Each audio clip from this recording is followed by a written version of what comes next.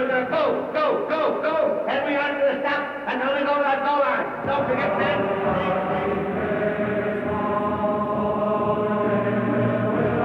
Snow in the background. Past the 10 defenders. Ratner breaks into the clear. Two breakers give chase. But Notre Dame's got him. Morning's hefty heave lands in the eager arms of Jim Morris in the end zone. As the Notre Dame... In my own mind as a football coach, I think it's one of the great comebacks and one of the great games in Notre Dame's history.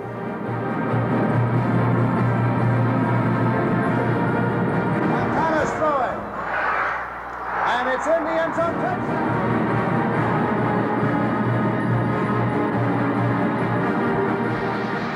And he's corralled for a moment, breaks into the clear. One man to beat, and he will get him. The Rocket Ismail has done it again. Touchdown,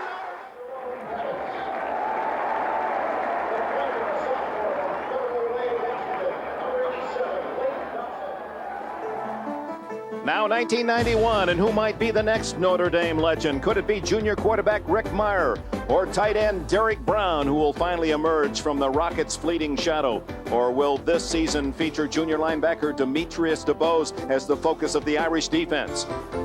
Will Coach Lou Holtz push Notre Dame's captain Rodney Culver into the All-America spotlight? The answers begin today against Indiana. The Hoosiers travel upstate to South Bend, led by senior running back, 207-pound Vaughn Dunbar, rated by some as the best back in the country. Dunbar faces the Irish test today as Coach Bill Mallory's team resumes a rivalry that stretches back to the 1800s. Today, for the first time in 33 years, Notre Dame plays Indiana.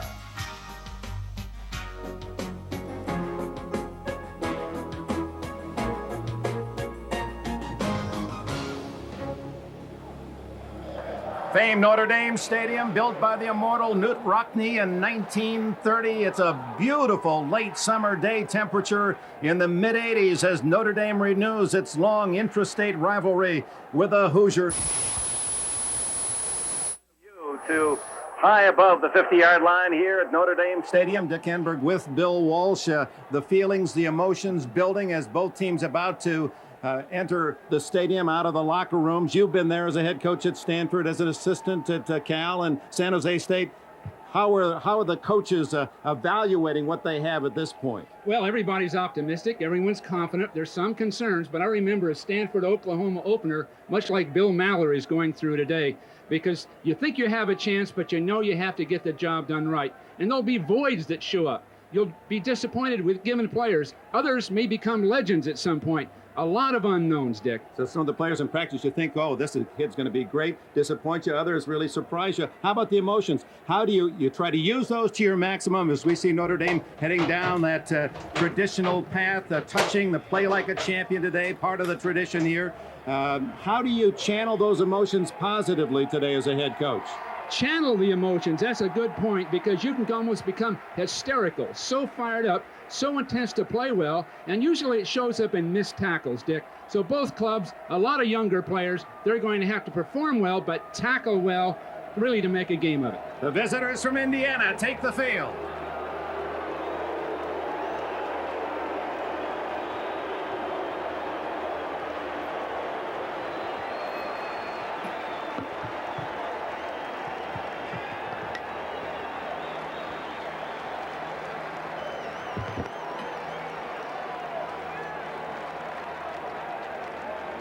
Bill Mallory's Cream and Crimson have been to a bowl game for the past 5 years. Mallory has brought respectability to the football program of Indiana.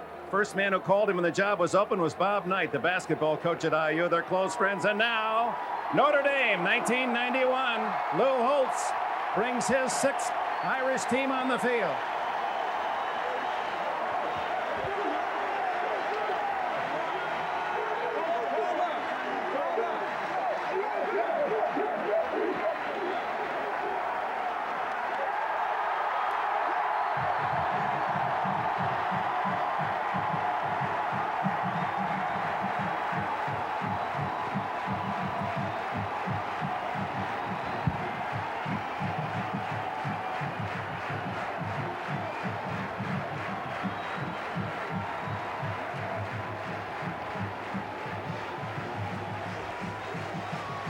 Joining us with his sideline reports for this 91 season at Notre Dame, let's go down to John Dockery.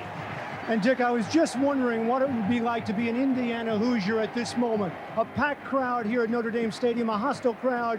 You're a huge underdog. It's opening day in a game that you probably only dared to dream about, and one that hasn't been played in 33 years. You're excited and you're scared at the same time. You try not to think about all the great ones that have been here before you. The Rockneys, the Bertellis, the Lou Jacks, the Hanratties, the Montanas, all the great ones. You try to remember what the coach just told you in the locker room. He said, hey, you sweated, you toiled, you paid the price, you deserve a reward. And you can beat Notre Dame today if you play at the top of the game. But Dick, if you're an Indiana Hoosier, boy, is it hard to forget the name and just play the game. It's the Hoosiers versus the Irish, opening day, a perfect afternoon, Dick. All right, Doc. The seniors on the Indiana team created that T-shirt after Indiana lost a close game in the Bowls last year, the Peach Bowl, to Clemson. They came back to the locker room and after catching their motion said, Notre Dame, let's get ready for Notre Dame, and started chanting Notre Dame. That goes way back to the end of last year. Bill Mallory's team thinking about the opportunity of this moment in the same state to beat a team that has cast such a giant football shadow not only over Hoosier land but throughout the nation. Indiana will kick off. Notre Dame has elected to receive. Rick Meyer and the Irish offense will have their opportunity in a moment.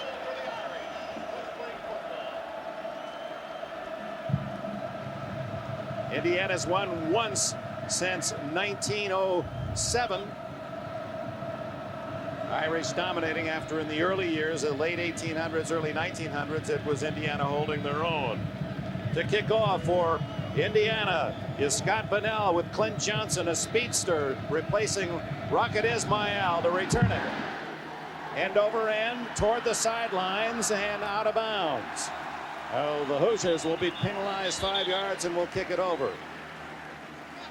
Well, the Hoosiers feel they can play Notre Dame after playing so well against Auburn in the Peach Bowl. The last play of the game, Auburn pulled it out, but Auburn to Indiana is much in the same class as Notre Dame. They played well there. They think that's the first step toward returning Indiana right to at least to the upper levels of the Big Ten. They're going to take the ball at the 35-yard line on the kick out of bounds, and here comes Meyer in to conduct the Notre Dame offense.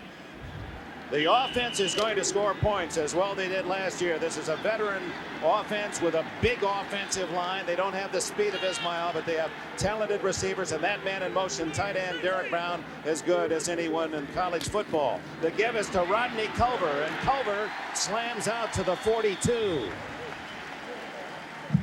A look at the Notre Dame starting offense. The offensive line, Knapp, Taylor, McGuire, Jurkovich, and Hall. They average well over 280. Meyer, the quarterback, two big, powerful backs in Bettis and Culver, both from Detroit, Michigan. Lake Dawson and Tony Smith on the outside, and Derek Brown, the tight end. Ray Griggs, number 14, has just gone in at split end for the Irish on 2nd down and 4. And it's Culver again, stopped shy of the first down at the 44-yard line. It'll be 3rd and 1. Mark Hagan, credit him with a tackle. He's the Hoosiers' leading tackler the last 2 years. The Hoosiers on defense read this way: McCormick, McDaniel, Bamba, and Farrell, the front four. Williams, who will play both middle linebacker and move up as a nose guard. Hagan and Miller on the outside. Defensive backs, Mose Richardson and Mike Middleton at the corners. Summerall and Brown at safety. Lance Brown replaces all Big Ten performer Mike Dumas. Dick, this is a totally new Indiana defense. Notre Dame has not seen this defense. Indiana now is playing a 4-man line, rushing 4 people on every down, an even front, with Washington playing either a nose guard or backing up. And in visiting with the Notre Dame coaches, they had no inkling they were going to get this defense. So it'll be interesting to see how they deal with it. You saw Hervin McCormick, the defensive tackle from Brooklyn, limp off. Larry McDaniel replaces him. On 3rd and 1, It's Brooks trying to center the line, and I don't believe he made the first down. The Hoosiers across the way, jumping with that defensive surge led by Larry McDaniel, a junior from St. Louis, Missouri, as McCormick receives some attention along the sidelines. We'll get a report on that as soon as available. The ball must be touching the 45-yard line for a first down. It's 4th down and inches, and Lou Holtz, not want to gamble this early in the game, brings on the punting team. That's Woody Hayes football. It's percentage football, and at this point, certainly it's a good decision. This Indiana defense is very small, very quick. Scott McCowan is deep. You look at Hentrich's numbers last year, averaged nearly 45 yards a punt. Unfortunately for him, Notre Dame doesn't punt the ball enough for him to qualify in the national listings. A penalty flag goes down on delay of game, and Hentrich will have to kick from 5 yards further back. So that takes any mystery out of a possible early fake from Lou Holtz. Very typical first game. That punt team a little slow getting out. Some guys almost being in a state of shock. Younger players, first time they take the field for Notre Dame. McGowan, a junior from Indianapolis, back at the Hoosier 15-yard line. Hentrich roots out a driving spiral. Oh, my! Into the end zone for the touchback. Indiana will start from the 20 after a 61-yard punt, 41 on the net for Craig Hentrich. And here comes Trent Green, the Indiana quarterback from St. Louis, Missouri. And his offense will line up in this order. From tackle to tackle, Harper, Smith, Mack, Newton, and Schneider. Mack and Schneider play their high school ball in northern Indiana. They're coming home. Todd Walker's a converted tight end at fullback in front of Vaughn Dunbar. Rushed for over 1,200 last year. Lewis and Beatty, two young, fast outside men. Rod Coleman, the tight end.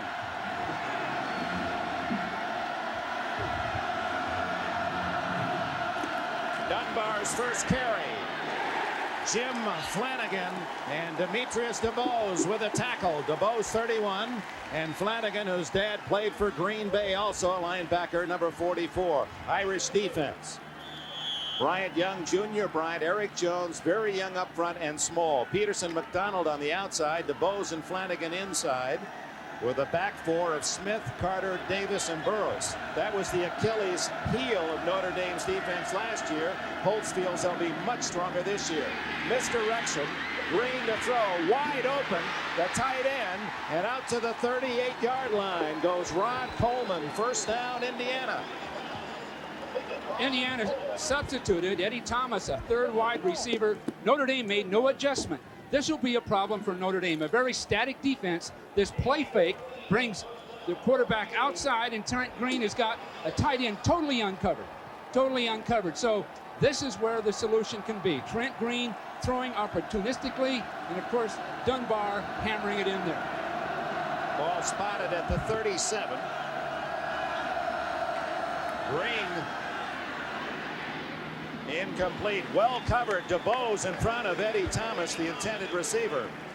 Bill Mallory, in his 8th year, he played at Miami of Ohio for Ara Parsegian 3 years. Of course, then Parsegian later in his career, brilliant in his head coaching role here at Notre Dame. Indiana has totally revamped their pass offense, and as they should. Last year they were dismal, just awful. And they've spent all of their time on it. There are a lot of different reads, different formations, and that's going to have to make a difference today. So Devon McDonald, a little late hit on Green. Dunbar trying to get outside.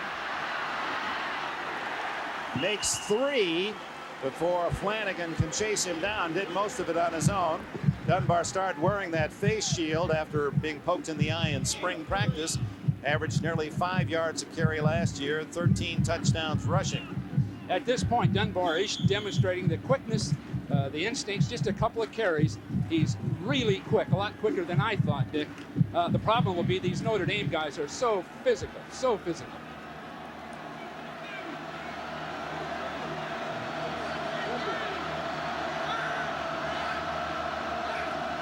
Irish rushing only 3 men. And Green throws it. First down to the tight end at the 50. Rod Coleman has his second catch. He had 9 all of last year. 11 yards on the play.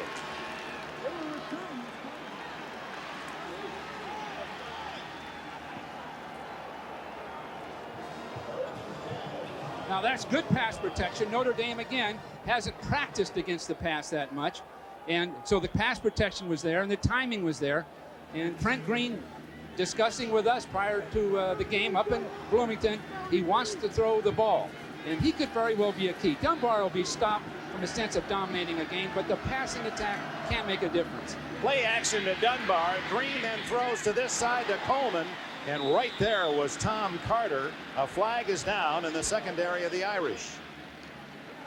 Now the Irish are going to play a two-deep defense. Both corners will be in a short zone, and they'll take care of those delayed crossing patterns pretty well.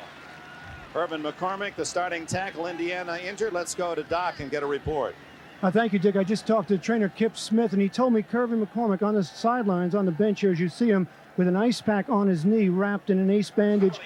The word is that it is sprained. They don't know how bad it is. They're going to ice it. They're going to see how he feels. There's a chance he might be back. Up to you. McCormick, who played his high school ball on Staten Island, he said the toughest part of practice was getting there. It was a 4-hour round trip from his home in Brooklyn, took the ferry to play in a high school on Staten Island. Sophomore for the Hoosiers. Indiana, guilty of an ineligible man downfield. And so the penalty marked back to the 44-yard line, where it'll be 1st and 15. It's such a shock when you finally play somebody after scrimmaging yourself, identifying the plays in inter-squad games. But this is just enough new that it'll take some adapting between series for the Notre Dame defense. The center, Jason Mack, started a motion backward with the snap, and that draws an offside call against Indiana. Well, the game plan's good, Dick. I'll tell you that. Throwing the ball, getting those first downs. Technically, the procedure call as the ball was not snapped. Another -5. It'll be 1st down and 20, Indiana at their 39-yard line. Illegal snap.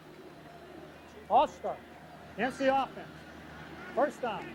Well, these teams both have planned for this game. Of all the games of the year, other than a bowl game, they have a lot of opportunity to research, scout, plan through the spring, through the early fall, all the practice sessions. They like to think they know each other well.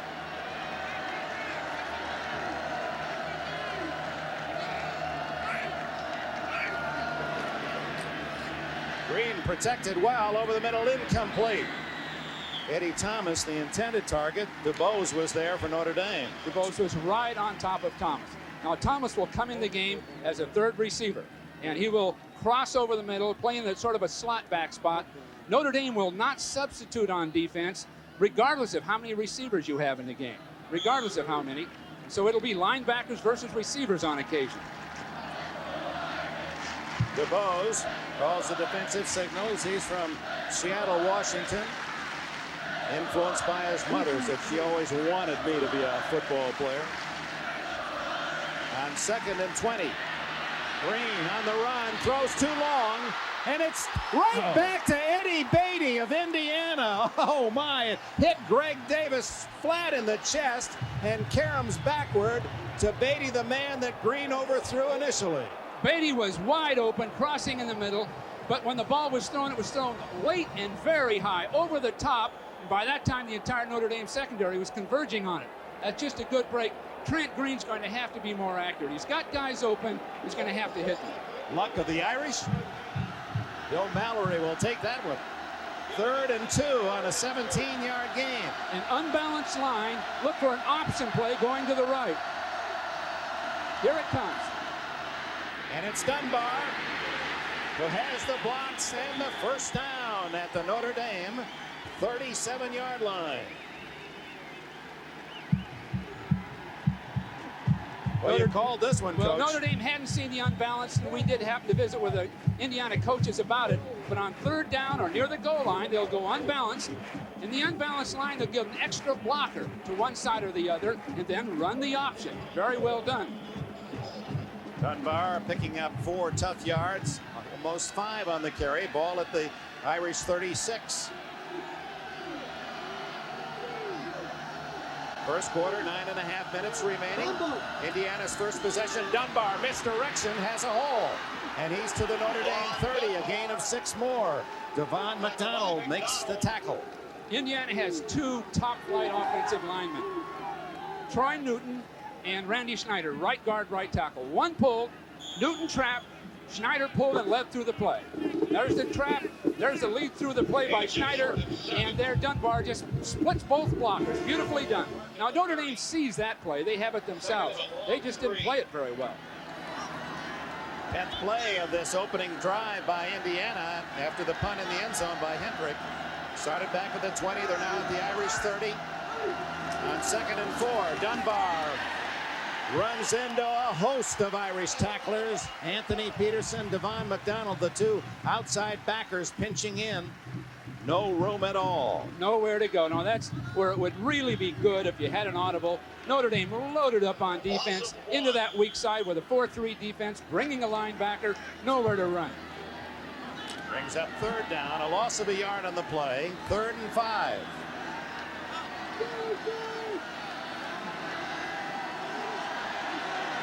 Lewis and Beatty to the right.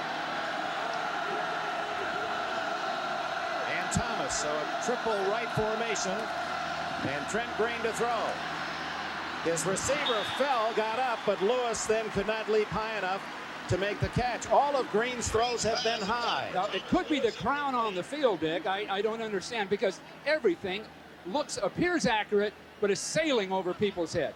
Now, Trent, I'm sure, is somewhat anxious, but he's going to have the best day of his career to keep them in it. Now, that's clearly over the head, obviously, but it was there. It was there for the first down. Here comes Scott Bunnell, and the Hoosiers are going to go for 3, a long 3. Bunnell, an academic All-Big Ten performer, showed us in Bloomington that he has a powerful leg. He kicked 155 last year against Michigan. This one for 48 yards. It is good. And the Hoosiers celebrate the early lead. 3-0 Indiana.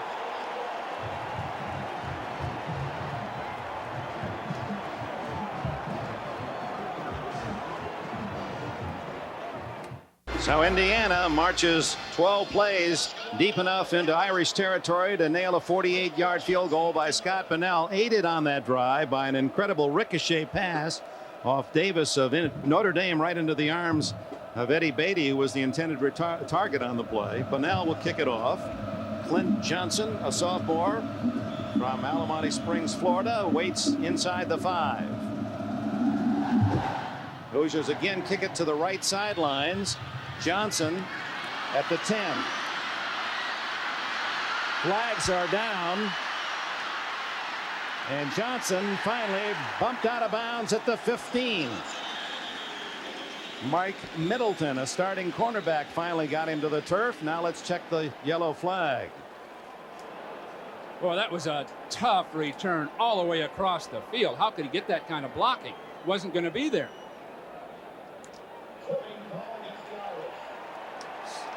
Just by running across the field, the blockers didn't realize he was going over there and blocked the wrong side of their man, and that's what Lou Holtz is reminding him of right now. You just have to return the ball where you belong. Receiving team on a run back.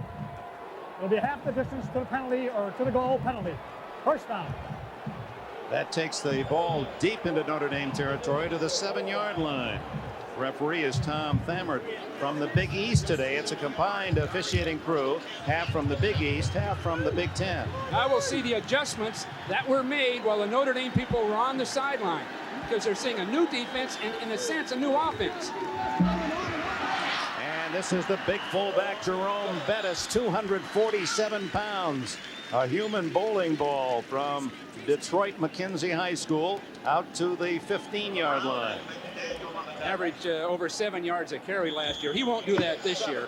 Last year a spot player, but his blocking and then his sort of off-speed running, catching the people like he did there, but his block will be the key this year.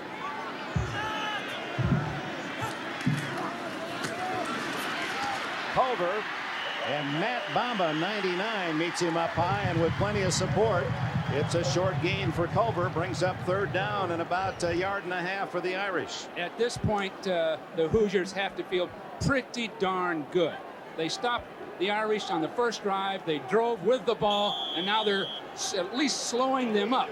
Now you're going to see them slanting to their left right into the run itself. Too many people there to block. Third and short, Notre Dame. It's Culver. Indiana's pursuit from Jim Summerall, the strong safety, down at the 16. It'll be 4th and 1.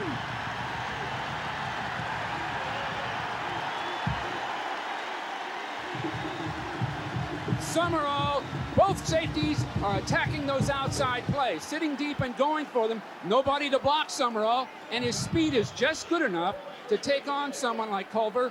Beautiful job, and the tackle high enough to stop him from falling forward. Hentrich's last punt was 70 yards in the air. He's got the whole field to kick to now. No flag. McGowan at the 45-yard line in Indiana territory. Boy, we almost got a flag. The referee was back there. Referee reached for the flag and then made a judgment. And good luck for Indiana on that one. That certainly was an Irish luck. He almost threw the flag. 21, Chris Merritt flies in from the right. Just catches the ankle, and we can't see the referee, but he was reaching for it. Timeout at Notre Dame Stadium. 6 minutes to go in the opening quarter. Welcome back to Notre Dame. Indiana's second possession. 5:56 left in the opening quarter. Vaughn Dunbar, the Hoosier star.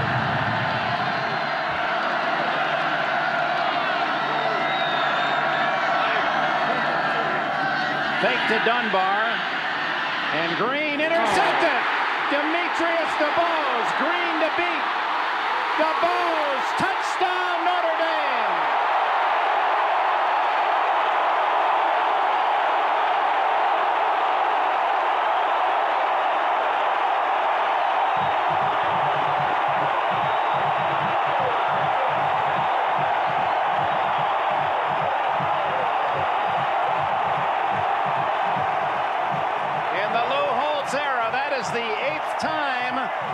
Notre Dame has returned an interception for a touchdown, and Demetrius DeBose, who played a little running back and wide receiver in high school in Seattle, he scored 25 touchdowns as a tailback at O'Dea High School up in the great Northwest. He rumbles more than 50, make it 49 yards, picking off a dangerous pass in the flat. I was just going to complain that DeBose and Peterson linebackers were playing against wide receivers. Hentrich adds the extra point. It's 7-3 Notre Dame. Let's take a look at the interception again. Well, it's just an errant throw, a ball that should not have been thrown. It was thrown too late. A play pass by Trent Green to Dunbar. He's waiting, and finally throws way to the outside. The receiver was far beyond the defender. There wasn't a way you could throw that ball. Now look at this athletic ability. This is why DeBose will be a #1 draft choice. Trent Green, meanwhile, could not make the tackle, hoping to erase part of his throwing mistake. Barely got a hand on DeBose. He just had to run too far and then make a play. He was out of control. But the throw itself was so misjudged as to thinking you can get that done that late in the play. Trent Green will get another chance immediately as Notre Dame sets for the kickoff. DeBose, 49 yards for the touchdown. Last interception for touchdown Notre Dame, also 49, also by a linebacker, Ned Bolkar, against Miami 2 years ago. Hentrich kicks to Lewis at the 1. Thomas Lewis of Indiana. To the 30 and a flag down as Lewis is toppled at the 34. While they sort out the penalty, John Dockery's been studying the talents of Vaughn Dunbar. Doc? Thank you, Dick. You know, some of the preseason polls place Vaughn Dunbar at the top of their list. Derek Brown is also very highly rated, but I spoke to one scout at Wednesday's practice in Indiana, and he said, hey, Dunbar is a top back. He may not be a superstar, but he'll be very productive. He may be better than Anthony Thompson, you remember, drafted 2 years ago in the second round by Phoenix. But Bill Walsh, you know what also he said? He said this is an important game for Dunbar because it's against good competition and it's on grass. And you and I have both seen some turf backs become very ordinary on grass. What do you think about Dunbar? Well, so many of these college backs practice and play on artificial surface, and Dunbar appears to have the quickness on this particular surface. Of course, Notre Dame Stadium has a beautiful, beautiful grass surface on the first game of the year. But still, he's demonstrating the quickness, the ability to spin and move away from people. He's tough. It's going to be tough to see him make a lot of yards today because I think Notre Dame's now made the adjustments necessary. Holding was the call on the kickoff return. They start just outside the 10. And it's Dunbar eluding one tackler in the backfield, trying to get outside. And he turns a 3-yard loss into a 5-yard gain. Tom Carter makes the tackle. Bryant Young was the man who had him in the backfield. Now, Indiana must not change their game plan. They threw an interception, a badly judged throw, but they can't change the plan of throwing 3 out of 4 plays, at least on first and second down, and trying to get those first downs in field position. If they just start going into a shell with Dunbar's going to have a long day, and so is Indiana. 6 carries now for Dunbar, 24 yards. Second down 6. Notre Dame now is in a 2 deep coverage. You'll have 5 people short in zones. Dunbar trying to pick a hole. Gets to the 20, make that the 19-yard line. And shy of a first down by 2 yards. Other scores today, Clemson against Appalachian State leading big in the second. Clemson really took on a tough one, didn't they? Hawaii will be Notre Dame's final opponent of the season. Syracuse by 10.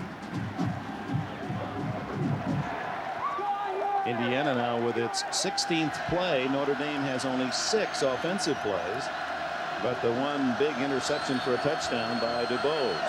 3rd and 2. On the option, Green keeps. And the quarterback has the first down and picks up 6 yards to the 25. Now both teams will have an option play basically for short yardage, and it forces the opponent to know just who to handle. The quarterback, the faking back, the swing back. It forces them to play accountable football. And the quarterback running, at least early in the game, basically can get that first down. Green, who ran for 3 touchdowns in that Peach Bowl encounter with Auburn. Now Green going with Todd Walker at left tight end. He's the fullback. Got a tight end last year, so he's familiar there. Fake to Dunbar. Carries out the fake beautifully. Green goes to the sideline. Short yardage to the 29 to Eddie Beatty. In his sophomore class, actually his first year and his first game. Hoosiers, a redshirt freshman from Decatur, Georgia. His big catch. Neither one of these wide receivers with a lot of speed, Lewis or Beatty, have caught a pass at the college level. So it's all new to them. They have ability. At this point, Trent Green's throwing the ball just too late. By the time he throws it, the Notre Dame people are in position, then attacking the receiver. Brian Radigan, 46, has replaced DuBose. On 2nd and 6, Dunbar. Nothing there. Down at the 31, Nick Smith, backup linebacker from Cincinnati, makes the tackle. The plan was to cut back. The plan was for Dunbar to start to one side and then get everybody working, then break back behind him on a cutback type play. And I really haven't seen that. Hopefully they're setting it up. But at this point, Notre Dame's beginning to overwhelm this offensive line of Indiana. Beginning to overwhelm them. 3rd down, a short 4.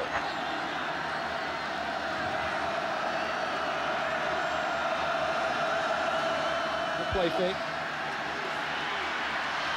Incomplete, intercepted by Jeff Boris of Notre Dame.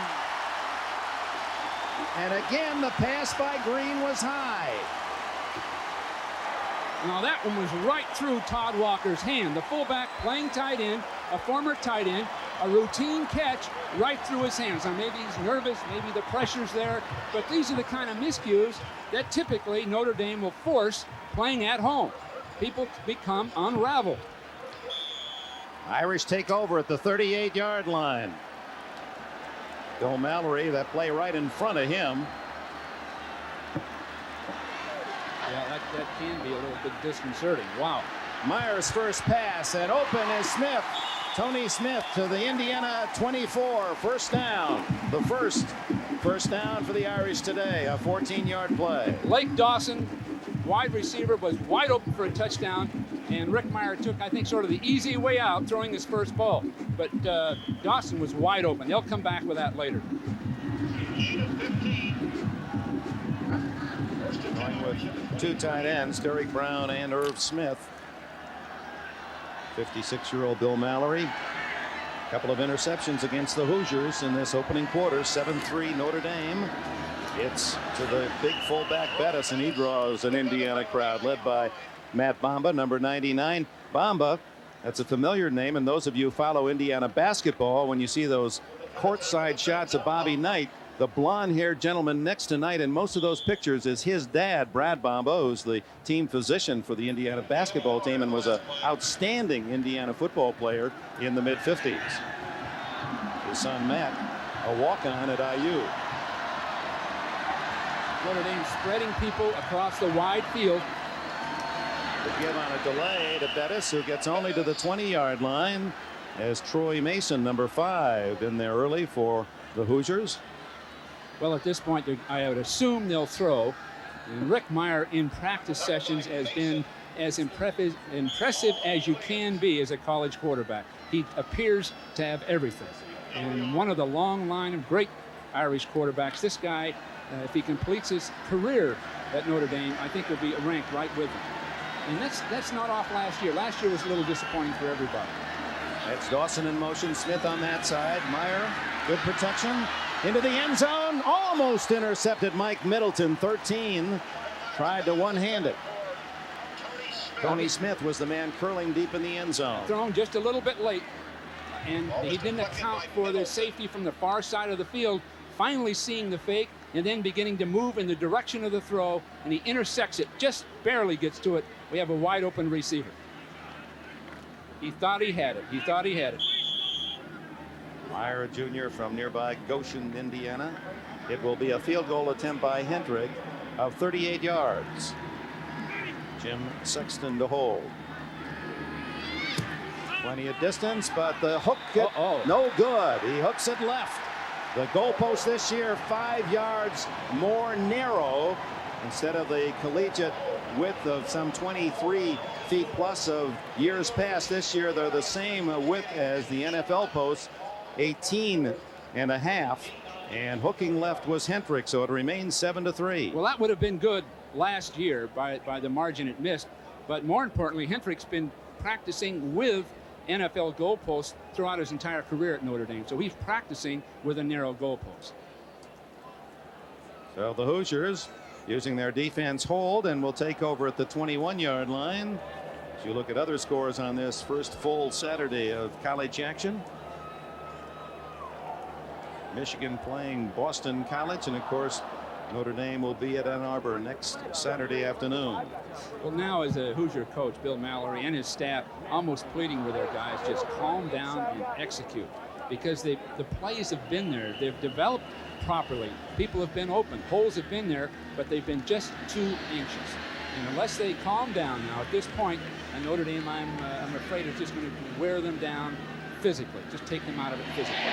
Bill, 2 early impressions. One, Trent Green, maybe it's nerves, maybe it's the crown of the field, appears to be too strong with his throws, too high and too many. And the other is that the Hoosier defense against the run, very solid in this first quarter. Well, we can talk about it on the next possession, but the Hoosiers are playing that 4-man line and coming up the field hard. Now it's Green surviving that last interception as Burris picked off the deflection, and Hentrich misses the 38-yard field goal. Only Dunbar in the backfield.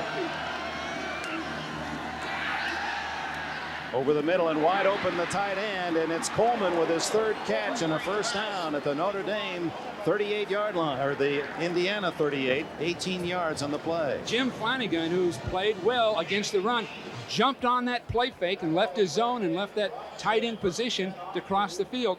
You'll see 44 and 47 coming inside and then completely losing track of anybody crossing behind them.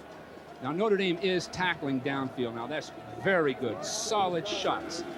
Coleman, who was a defensive player, tackle and a linebacker 2 years ago. 3rd catch today at 9 last season. Beatty in motion. And Dunbar tries the left side. They string him out, and he gains only 1 to the 40. Tom Carter finally delivering the blow that brought Dunbar to the ground. Well, Rod Smith supported as a cornerback beautifully. He kept his leverage, met the blocker with his inside shoulder. He didn't leave Dunbar anywhere to go, so the pursuit caught up.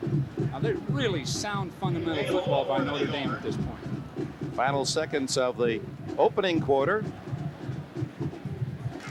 Indiana scoring first on a 48-yard field goal. Demetrius DeBoe's 49-yard touchdown with an intercepted pass to give the Irish the 7-3 lead. Thomas and Beatty to the right.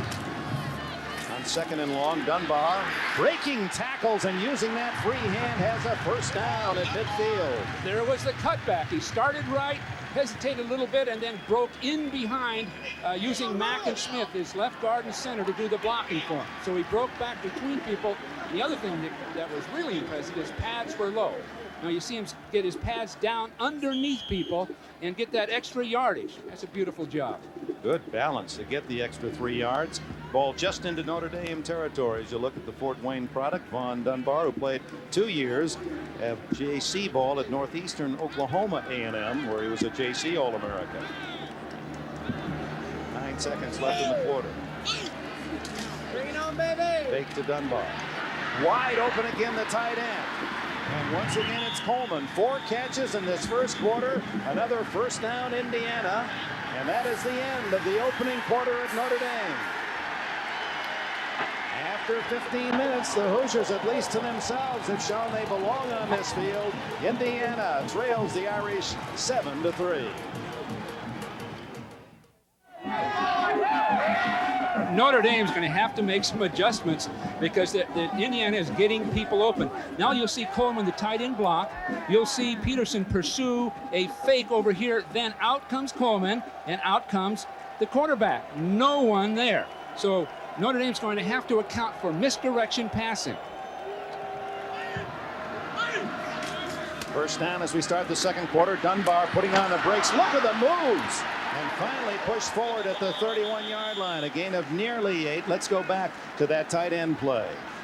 Well, here's the tight end that's going to hit and get open. We know that's going to happen. And you'll see pursuit going this way. Now the quarterback will end up on the outside. Coleman hits into his man, then slides out. No one's there. Peterson's chasing a phantom runner. No one there. Now, the running itself by Coleman is a little bit hesitant. He should just turn it on and bowl over that defensive back. But the use of Dunbar as a man carrying out a fake, opening up that tight end pass. 4 catches in the first quarter. Here comes a big blitz out from Notre Dame. Here they come. That opened it up. Brett Law, the backup running back, and Law is inside the 20. Well, there's a decision that you make.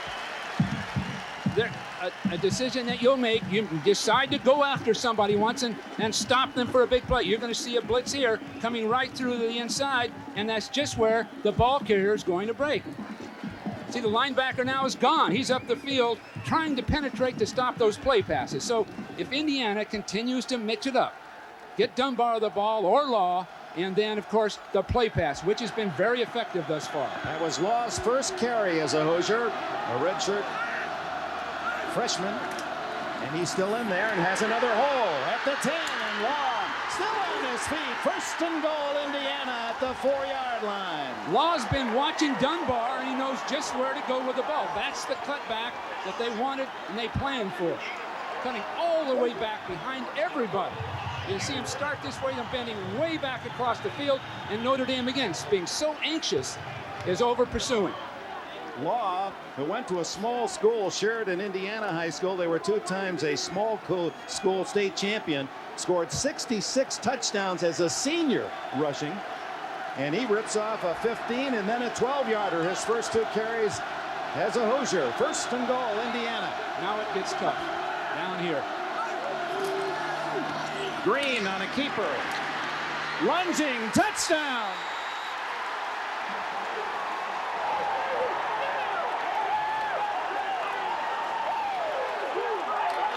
That was simply effort all the way. Green shouldn't have got more than a half a yard, and he just kept stepping through people for the touchdown. I'm sure Lou Holtz is concerned about that. And Gary Darnell doesn't like to think that Notre Dame's going to start missing tackles inside their own 5-yard line. Flanagan and McDonald had him straightened, but Green atoning for that interception that he threw that went for a DeBose Notre Dame touchdown, puts Indiana back in front. Here's the try for point by Bunnell. It's good. Indiana 10, Notre Dame 7 with 13 minutes to go in the opening half.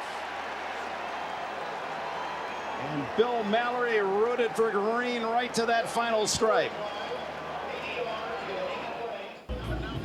Indiana takes the lead, but Vaughn Dunbar unable to celebrate. It appears that he's injured a shoulder or a neck there, Bill. He looks as though it's one of those burners, those nerve damage kind of things that sting him. This might be the play where it happened. Right oh, there. yeah. That's what it was. Helmet to helmet. Yeah. Now, he should recover from that kind of thing in a few minutes. Meanwhile, the splashes of red in this Notre Dame sea of blue and white and gold are cheering the Hoosiers, who marched 79 yards after the missed field goal by Hentrich. It took him 8 plays, 3.5 minutes. And Green 5 yards on the roll for the score. It's 10-7 Indiana. Indiana has found a real flaw in that Notre Dame defense. Notre Dame has McDonald lining up on a tight end, but rushing. There isn't anybody to cover the tight end when the fake's away from him. So I'm sure they're going over that right now. Clint Johnson into the end zone. What a kick by Bunnell. The Irish will take it at the 20-yard line. Doc?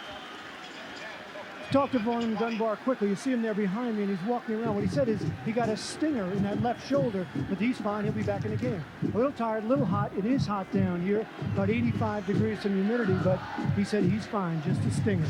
Well, that's good news for the Hoosiers. Law did not do that bad to him. He was really decisive, little guy.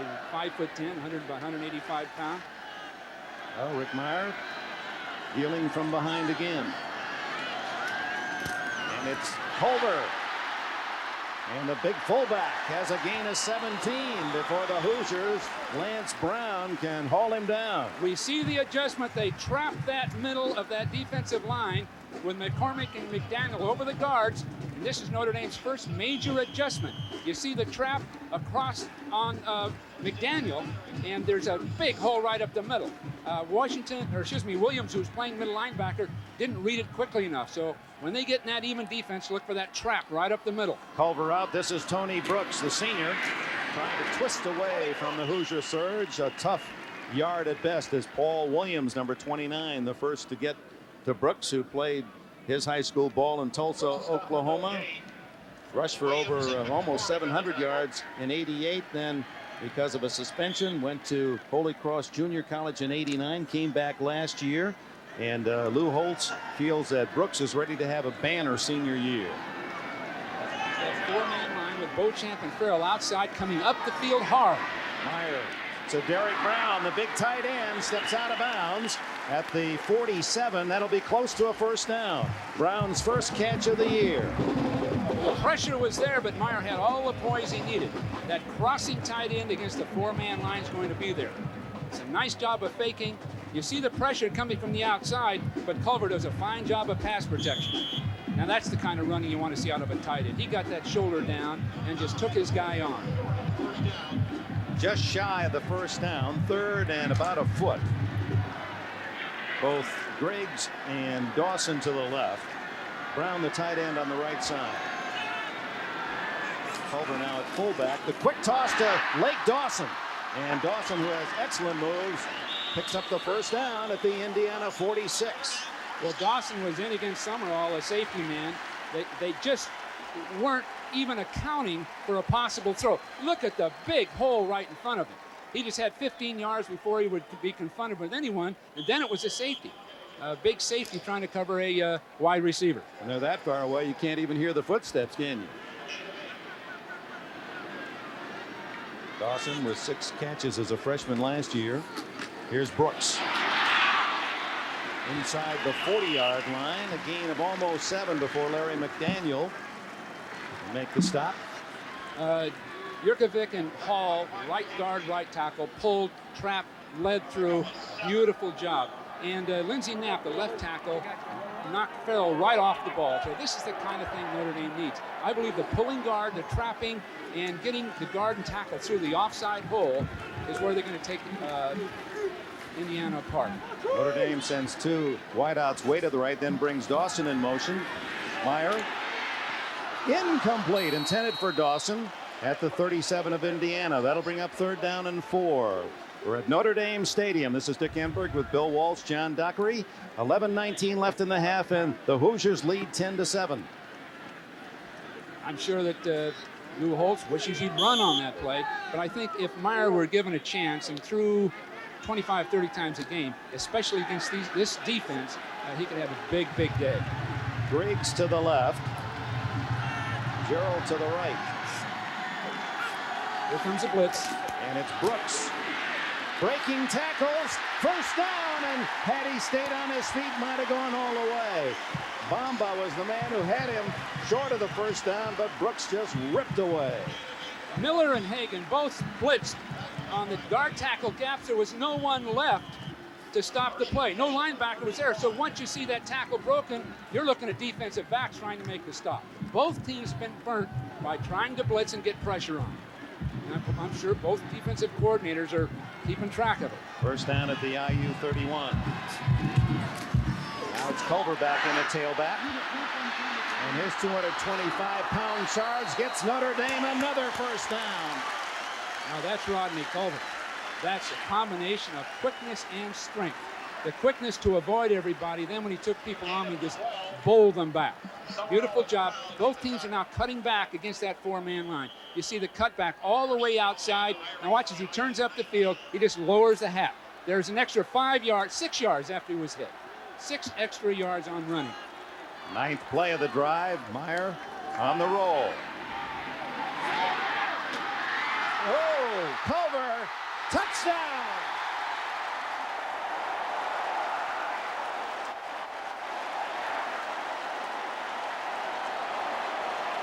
"19 yards as Meyer was slammed by Richardson, tosses to Culver, who juggled it, looked as if it was going to carry him right out of bounds." Beautiful job by Rick Meyer. He came to the outside and waited and waited and waited before he pitched that ball out. He strung that ball out about as far as you can. You watch him going all the way around it. He knows he's going to pitch, but he holds it until the last instant. And now there's a fine job of handling the ball by Culver, but Rick Meyer, just incredible. Beautiful job of the offense. Hentrich adds the extra point, and Notre Dame back in front, 14-10.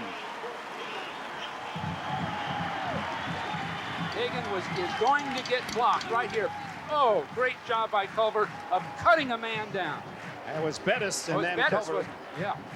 Number 6, Bettis. Number 5, Culver. The Detroit connection combined to give Notre Dame the lead by 4.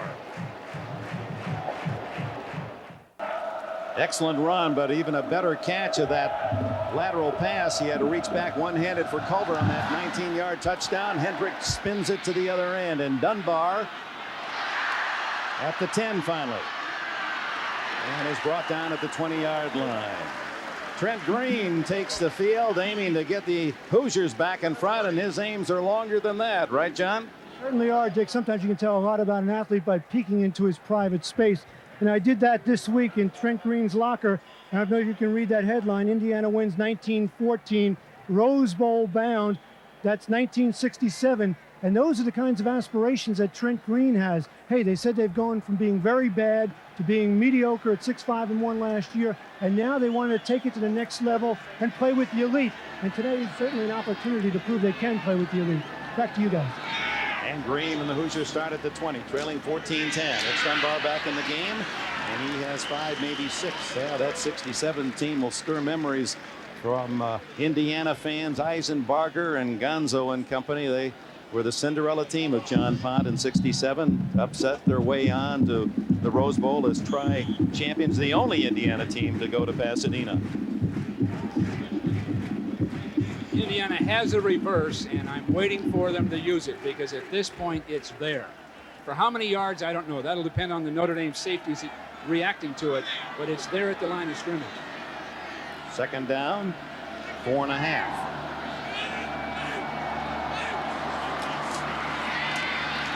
Green underneath to his tight end again. No, it's the fullback Todd Walker this time, right at the 29, shy of the first down. Walker from Springfield, Ohio, the converted tight end. You see the fans trying to keep the Hoosiers cool. It's close to 90 degrees, maybe even warmer down on the turf with a little breeze that there is, sheltered from the fans down low and from the players. 3rd and 1. Oh, Penn State 60-0.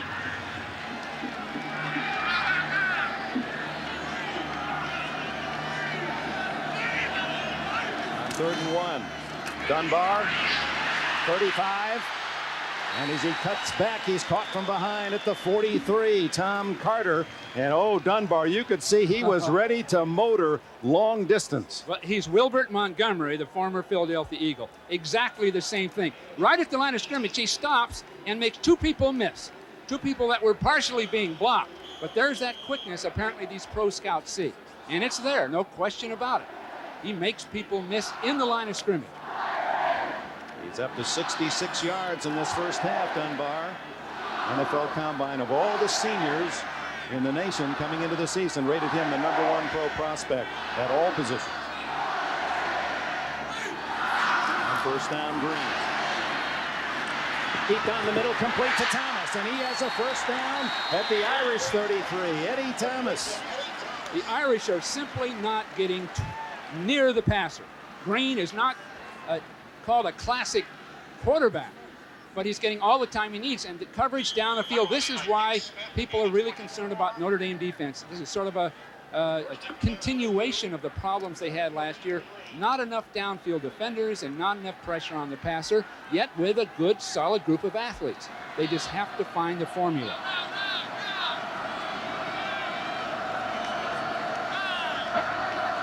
This looks like a blitz. Here we go. Dunbar caught in the backfield and dropped for a yard loss as Eric Jones and Demetrius DeBose collaborated. Greg Davis made a big blitz that time, and as a safety man coming into the line of scrimmage, you're going to see the blitz is coming right in here, and it's going to clog up everything in the line of scrimmage. You see people coming right to it, and there's just too many blockers. They brought Davis up from the strong safety spot into a linebacker spot. So they're picking their spots. Good defensive call. 2nd and 11. Indiana trailing 14-10. Midpoint of the second quarter. Green all day again. Throws high. One-handed catch by the tight end Coleman. Those are suicide throws, I'll tell you. Because Green's waiting so long to finally throw the ball. It's traveling 30 or 40 yards in the air. Notre Dame guys are just making a move on it. Good pass protection. But see how far that ball has to travel, and then there are people converging on it. So you're not going to get any run after the catch with that kind of passing. Coleman's 5th catch with Nick Smith all around him, and he grabs it left-handed. Short yardage, only about 4 yards on the play. It's 3rd and 7.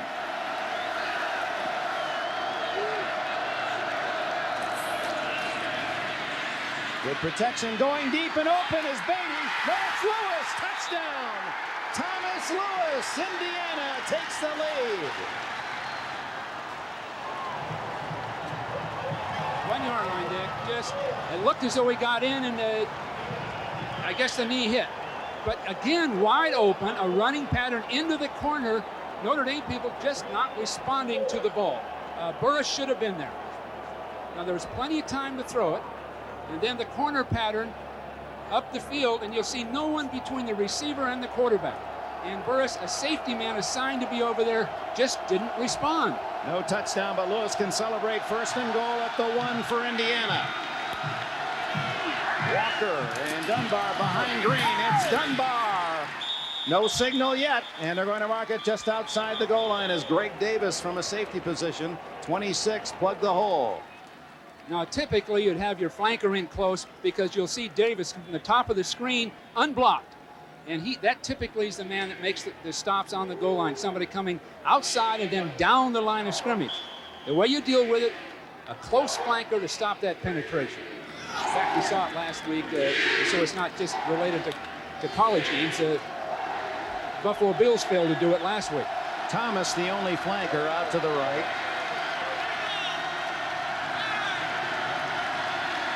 Irish crowd making it tough on Green, who sneaks it. Touchdown, Indiana. Trent Green has his second score today. Well, Gary Darnell, the defensive coordinator for the Irish, I'm sure he's squeamish right this minute. The big problem last year, no pressure on the passer, and then receivers allowed to run free down the field. That was the same pattern that Stanford scored on to beat Notre Dame. A man going to the corner and the safety not getting there. And Dick, I really can't tell you why. Excellent athletes, well coached, but they don't respond. Now here's the touchdown that looked mighty close. But that downfield stuff is got, I'm sure Lou is going out of his mind with that problem. It shouldn't be occurring. Adds the extra point, and the Hoosiers complete an 80-yard drive, 9 plays, and come home with the lead, 17-14. September sun highlighting whom that young lady favors. The Irish trailing Indiana 17-14 with 5:26 remaining in the opening half. And Lou Holtz's concerns about that inexperienced, young, and small defensive front seven are well earned, apparently, as Indiana has moved effectively, just driving for their touchdown 1-yard. Green capping an 80-yard drive, and now it's Bunnell kicking to Johnson. Johnson into his own end zone, is going to take it out to the 20. And brought down at the 23-yard line. Mose Richardson made the tackle. Looking ahead to tomorrow, a doubleheader here on NBC. NFL action beginning at 12:30 with NFL Live. The early games most of you will see: the Steelers and Bills, also Colts Miami, Cleveland New England. Late game, most of the nation, Chargers and the 49ers. It'll be Denver at Los Angeles and the Jets Seattle as well. And I hope you'll tune in at 12:30. O.J. Simpson with Joe Montana and the 49ers. And is this going to be Steve Young, or will Montana come back? That'll be at 12:30. Meyer gives to his fullback, and it's Bettis close to the 30, a gain of about 6 yards. Mark Hagan, 47 of Indiana, with a tackle. Every time we see that Indiana defense in an even front, that would say 2 defensive men on each guard. With the center open, you're going to get the Notre Dame trap. And that time it just simply fell forward for 5 yards. Indiana has not handled that trap play right in the middle, and what they'll do is move that front a little bit, which they've just done, so that Notre Dame can't spot it every time. Play action, and Meyer to throw, wide open on the sidelines. It's a first down to Ray Griggs. Griggs in the Chicago area has his first pass of the new season in 18 yards. Joe Moore, the offensive line coach for Notre Dame, one of the real sagey people, one of the veteran, outstanding line coaches, has done a great job of blocking. And this is just a case of a zone defense being so cautious that the receiver, look at coming to the outside. Everyone's blocked for Meyer. Everyone's blocked. Beautiful job. And Meyer has got that gun, Dick. He can really throw a football. He's going to throw it again, and he's going long for Johnson, but 10 yards too long. The rocket might have been there. I don't think even his Jets would have carried him that fast. That looked like that. He just took a shot down the field with it and was just premature. He had to unload because pressure was on. Well, Farrell comes from the outside, a 235-pound lineman. In this case is Hagan, coming from the outside and just getting there with their quickness. Mark Hagan, his dad played at the University of Minnesota as a quarterback, led her 3 years with the Gophers in the late 60s. Played his high school ball at Carmel, Indiana. On second down, a screen to Brooks. And it was Hagan who got there first at the Indiana 45. It'll be about 3 yards shy of a first down. Well, by good fortune, the Hoosiers had somebody in the way of the screen. There was one man there that wouldn't get knocked off his feet. Otherwise, it was very well executed. And we'd seen them practicing. That'll be a big weapon for the Irish all year. Third down, a long 3. Dunbar getting ready for his duty. Meyer with Brooks trailing. Meyer keeps. Meyer down the sidelines. Touchdown, Notre Dame.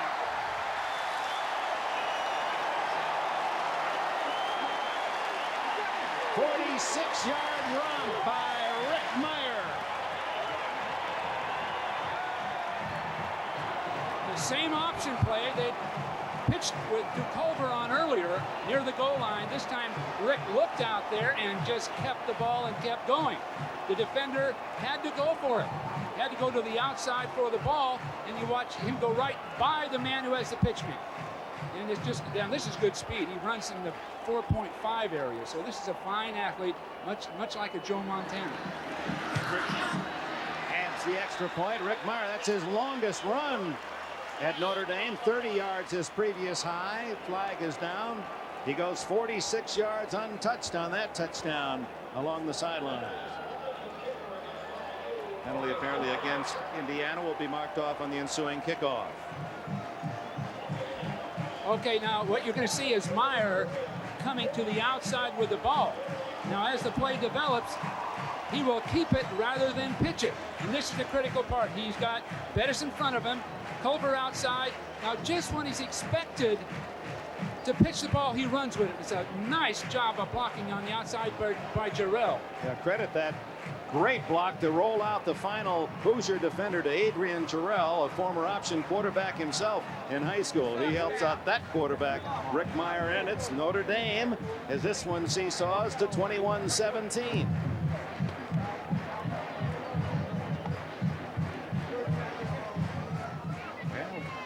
The Irish are going to be tough to stop offensively. The question all year will be, can they stop the opposition as you look at other scores? They just haven't found the formula. There isn't any question about it. They're well coached, but the formula isn't there with some very talented young men. No dominating defensive players other than possibly DeBose, but a good, solid group of players. Let's go down to John Dockery. Thank you, Dick. I just watched Gary Donnell talk to his defense. There's no panic on the Notre Dame sidelines. He simply went to each individual player, Demetrius DeBose, and tell him, hey, you got to get help from your defensive backs. You got to get off the ball quicker. He also went to his middle linebacker, Jim Flanagan, and calmed him down and said, hey, it's early. We're in this game. Just play your game. Remember his conversation yesterday that we had with him about Flanagan, how he thought that was important to keep Flanagan calm. Back to you guys. All right, Doc, and Lou Holtz, who's had a rough week. The problems of a weekend ago with Meyer and DeBose and being arrested, and that's been clarified, in fact excused in Meyer's case. And then yesterday his son, a third-year law student here at Notre Dame, taken to the hospital, was in a coma. They were very concerned as we talked with Lou. Just in recounting the emotions of this week, he got teary-eyed. Been tough on him. This probably the most comfortable he's felt. Onside by Notre Dame, and a free ball, and who's got it? Irish think they do. At the 42 of Indiana, trying to catch Indiana, those front five men retreating to block into the wedge. Notre Dame recovers. Well, I'm sure they've been looking in that Indiana block protection of them drifting back very quickly, taking their eye off the ball. They have their onside kick ready. Still wrestling for possession underneath there, and the man who comes out with it is Brian Radigan, 46. Now, Indiana is running the other way at this point. There's one man trying to find that ball. In a sense, no one was playing the ball. All Indiana could do was try to make a tackle. Dean Lytle was the man who had his hands on it for a moment, but the man who recovered was Brian Radigan, number 46. Now, Joe Novak, Indiana defensive coordinator, reminded us that Penn State and Colorado penetrated to stop Notre Dame, and both teams did a good job, and that's what he's trying to do. But what he does when he attempts that is give up the trap and the play pass. Here's the play pass. Down the middle, deep to Smith, complete to the IU 13-yard line. Boy, is it good to see Lou throwing the ball like this. He's got the great quarterback, and Meyer is such a fine passer with all that poise, excellent receivers, well called. He got the turnover, and he went for it. This is sort of the Sam White approach. Once you get a turnover, you go for it. Go for the big play. Yeah, Holtz traditionally likes to go for the big play on that turnover, and Smith wide open in the center of the field. Middleton chops him down. First down at the 13. Tony Brooks up the middle. Brooks at the 5. Brooks, touchdown.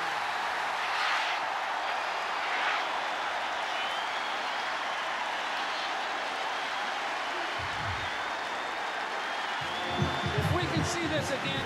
Wait until you see Justin Hall, number 73, the right tackle, lay the block that opened Brooks up. He pulled and did a beautiful job, aside from Brooks' running ability.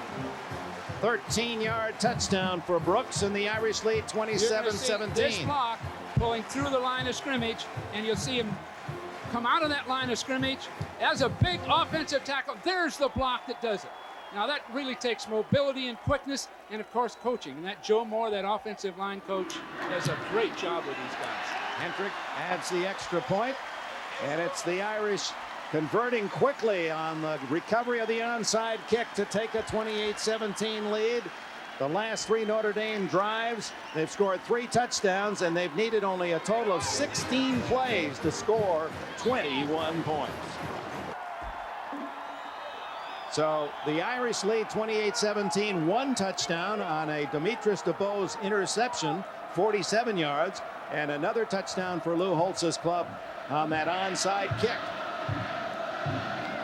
Hentrich kicks this one high and fairly short, and up back to take it from the 20. Ooh, and drilled at the 28-yard line.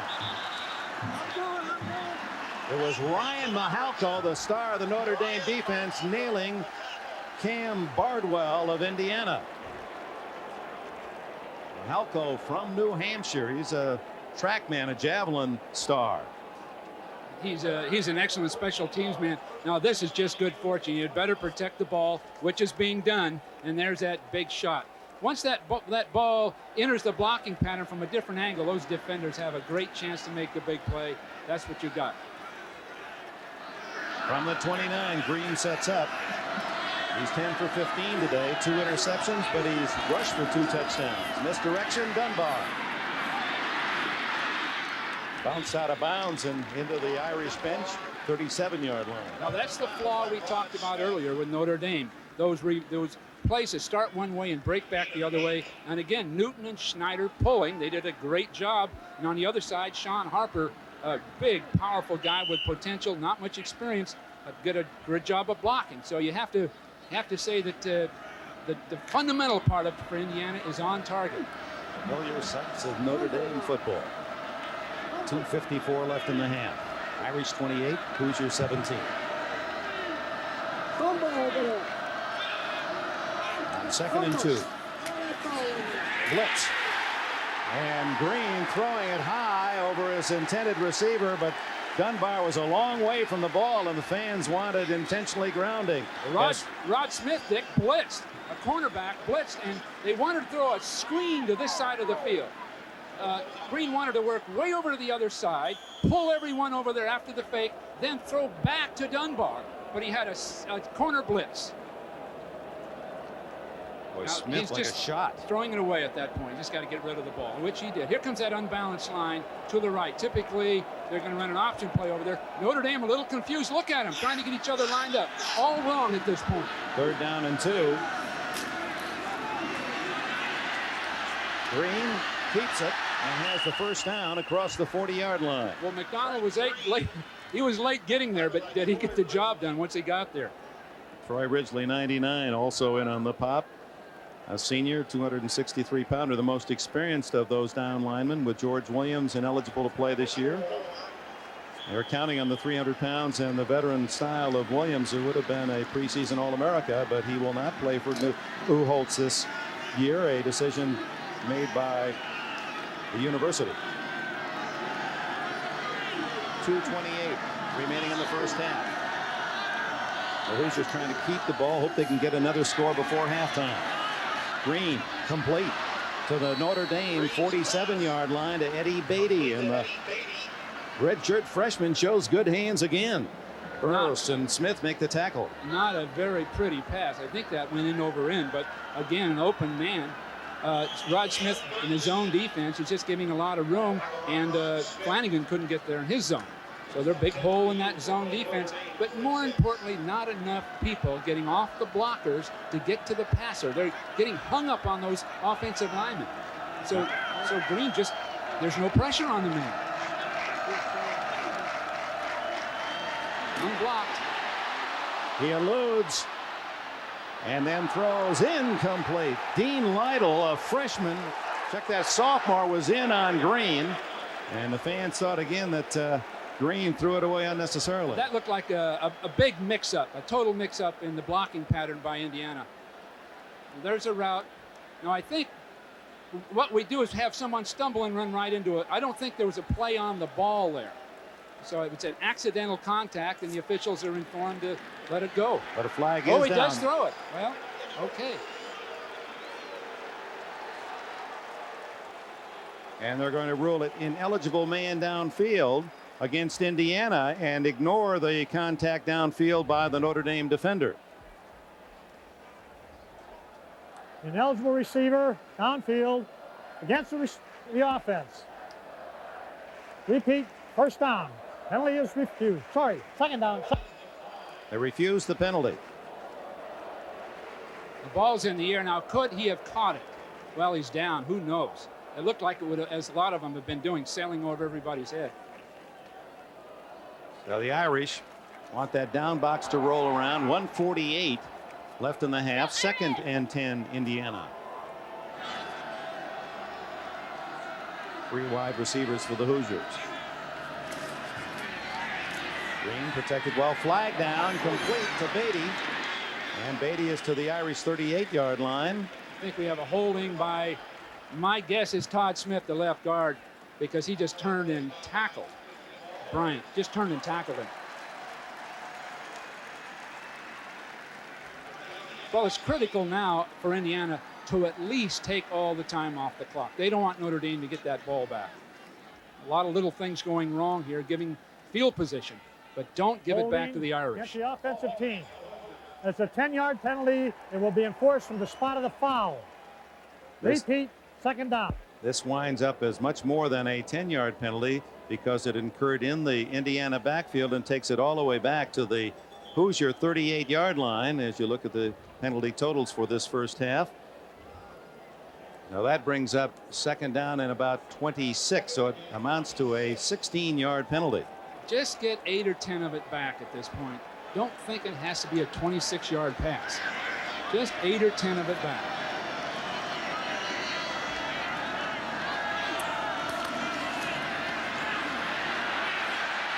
Green caught by Lytle.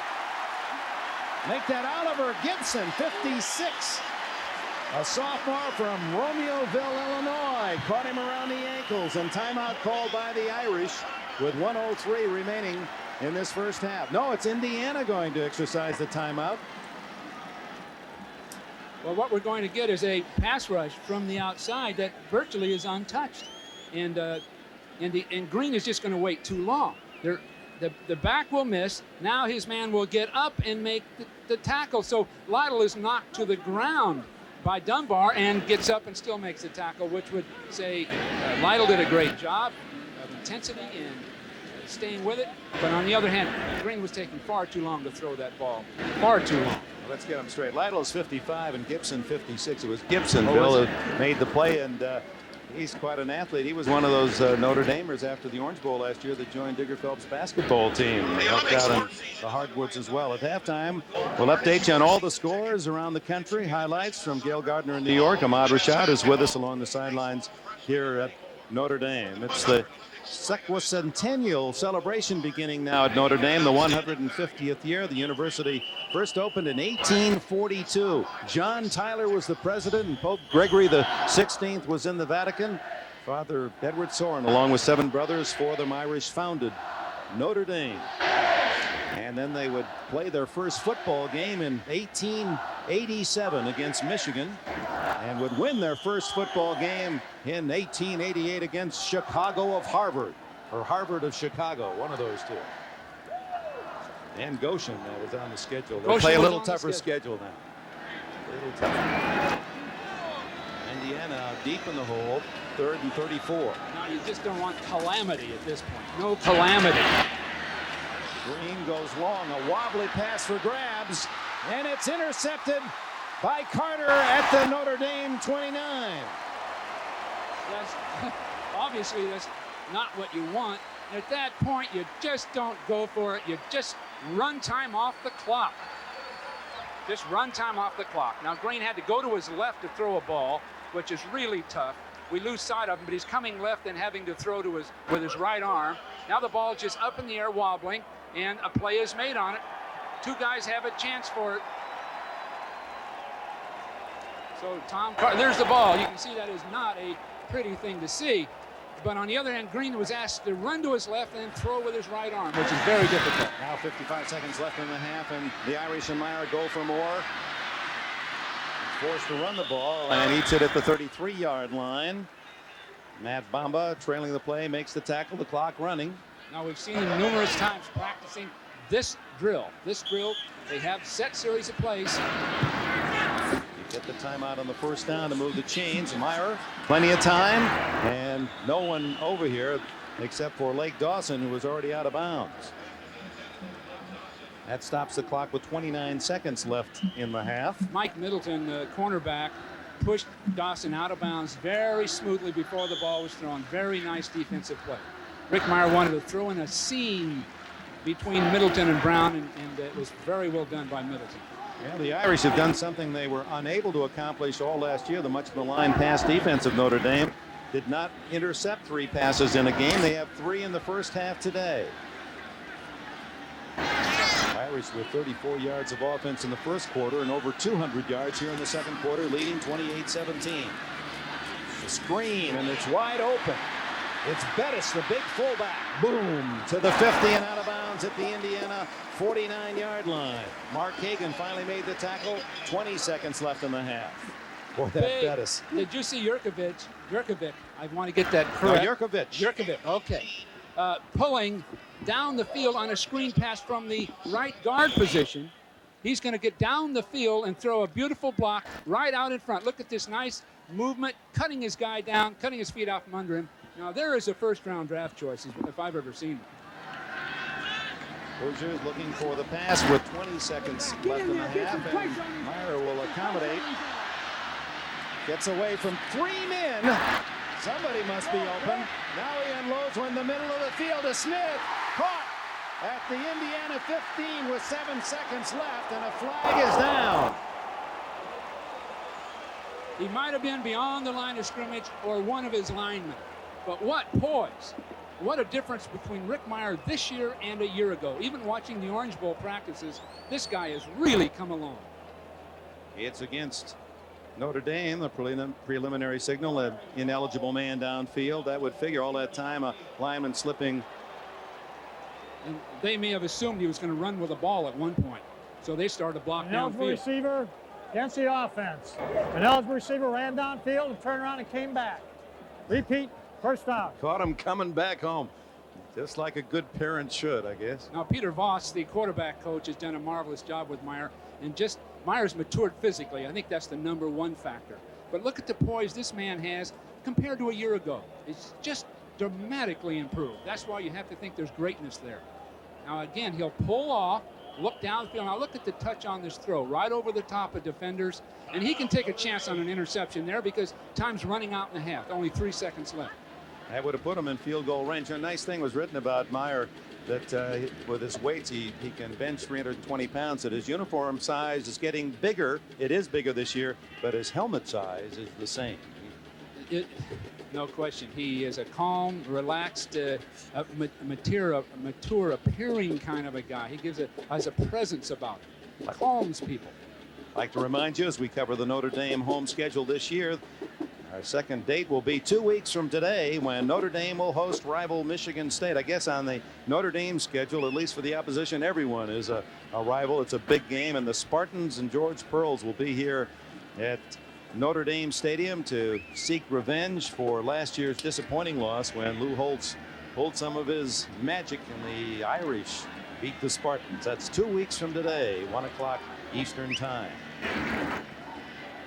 3 seconds still left. Time for a final play, and Lou Holtz has sent in his Notre Dame special. You look at famed Notre Dame Stadium, 59,075. It's been sold out every game since 1974. It could be twice as big, and they'd sell it out.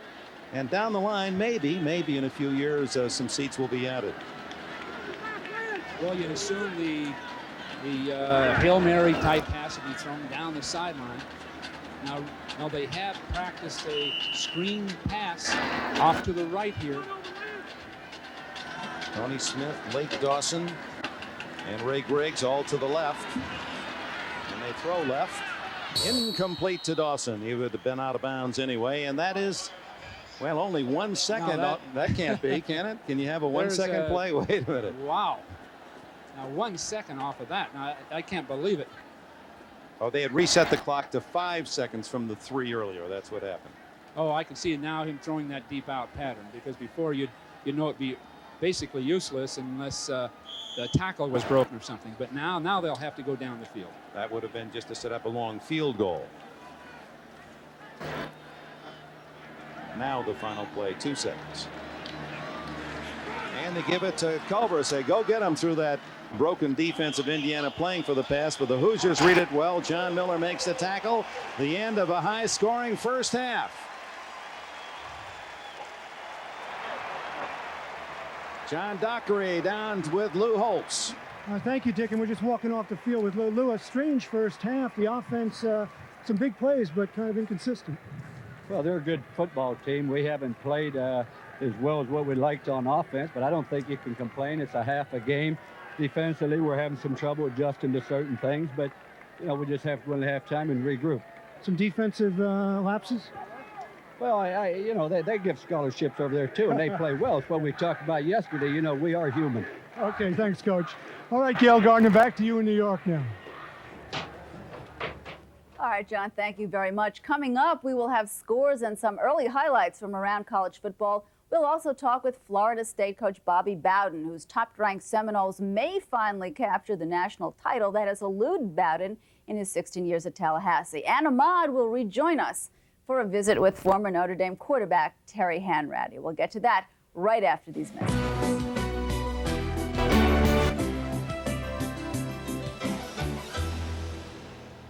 Notre Dame began 150 years ago, and its people still talk about the same things: inquiry, belief, and community. But by research, I don't mean holding up in a lab with test tubes and instruments, but encouraging creativity in the discovery of new worlds, be they in science or philosophy or theology or art or whatever. That is an area that I think is our next greatest challenge.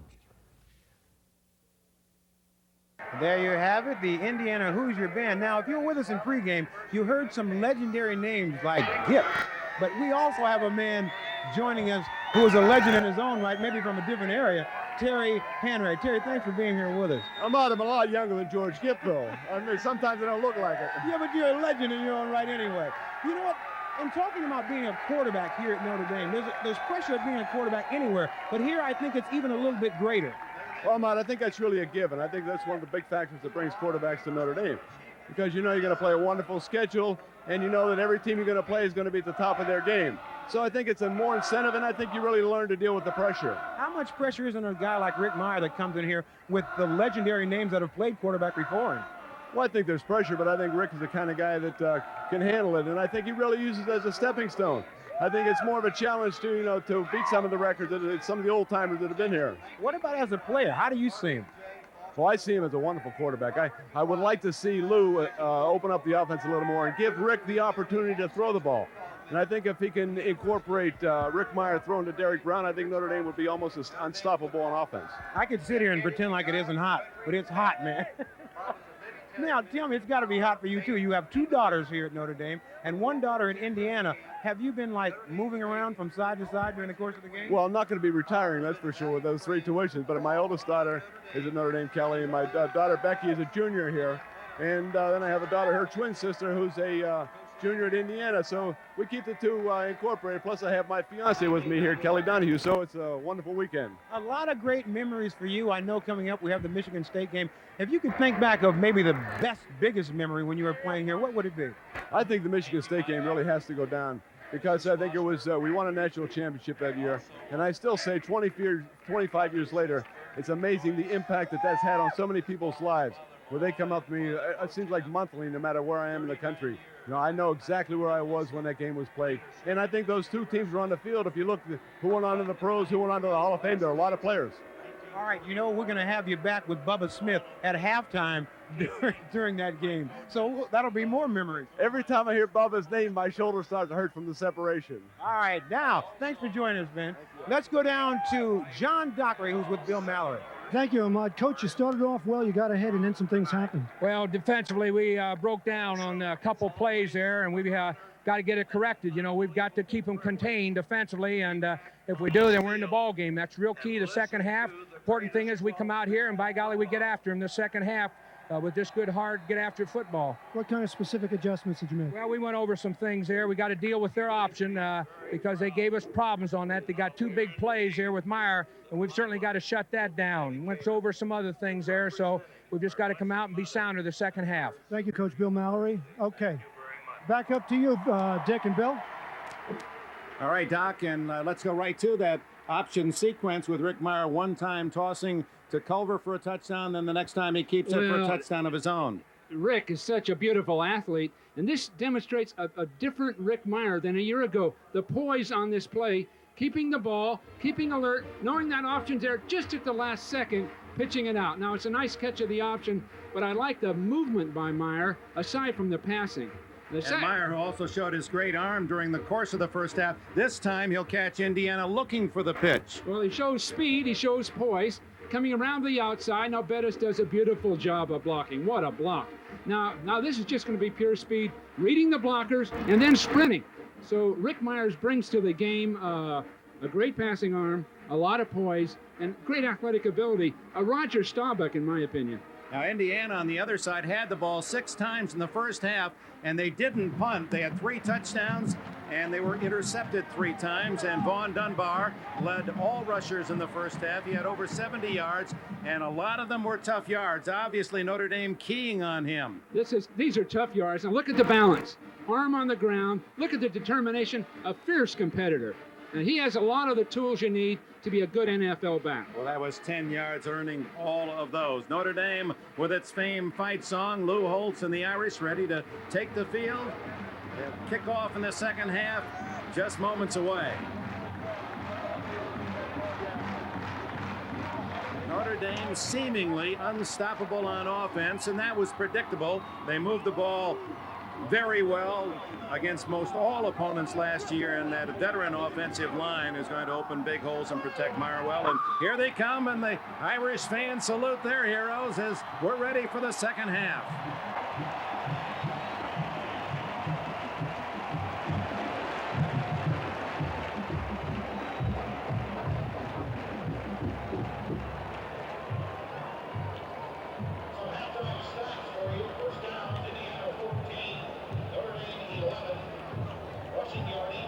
Let's take a look at the first half statistics here at Notre Dame Stadium.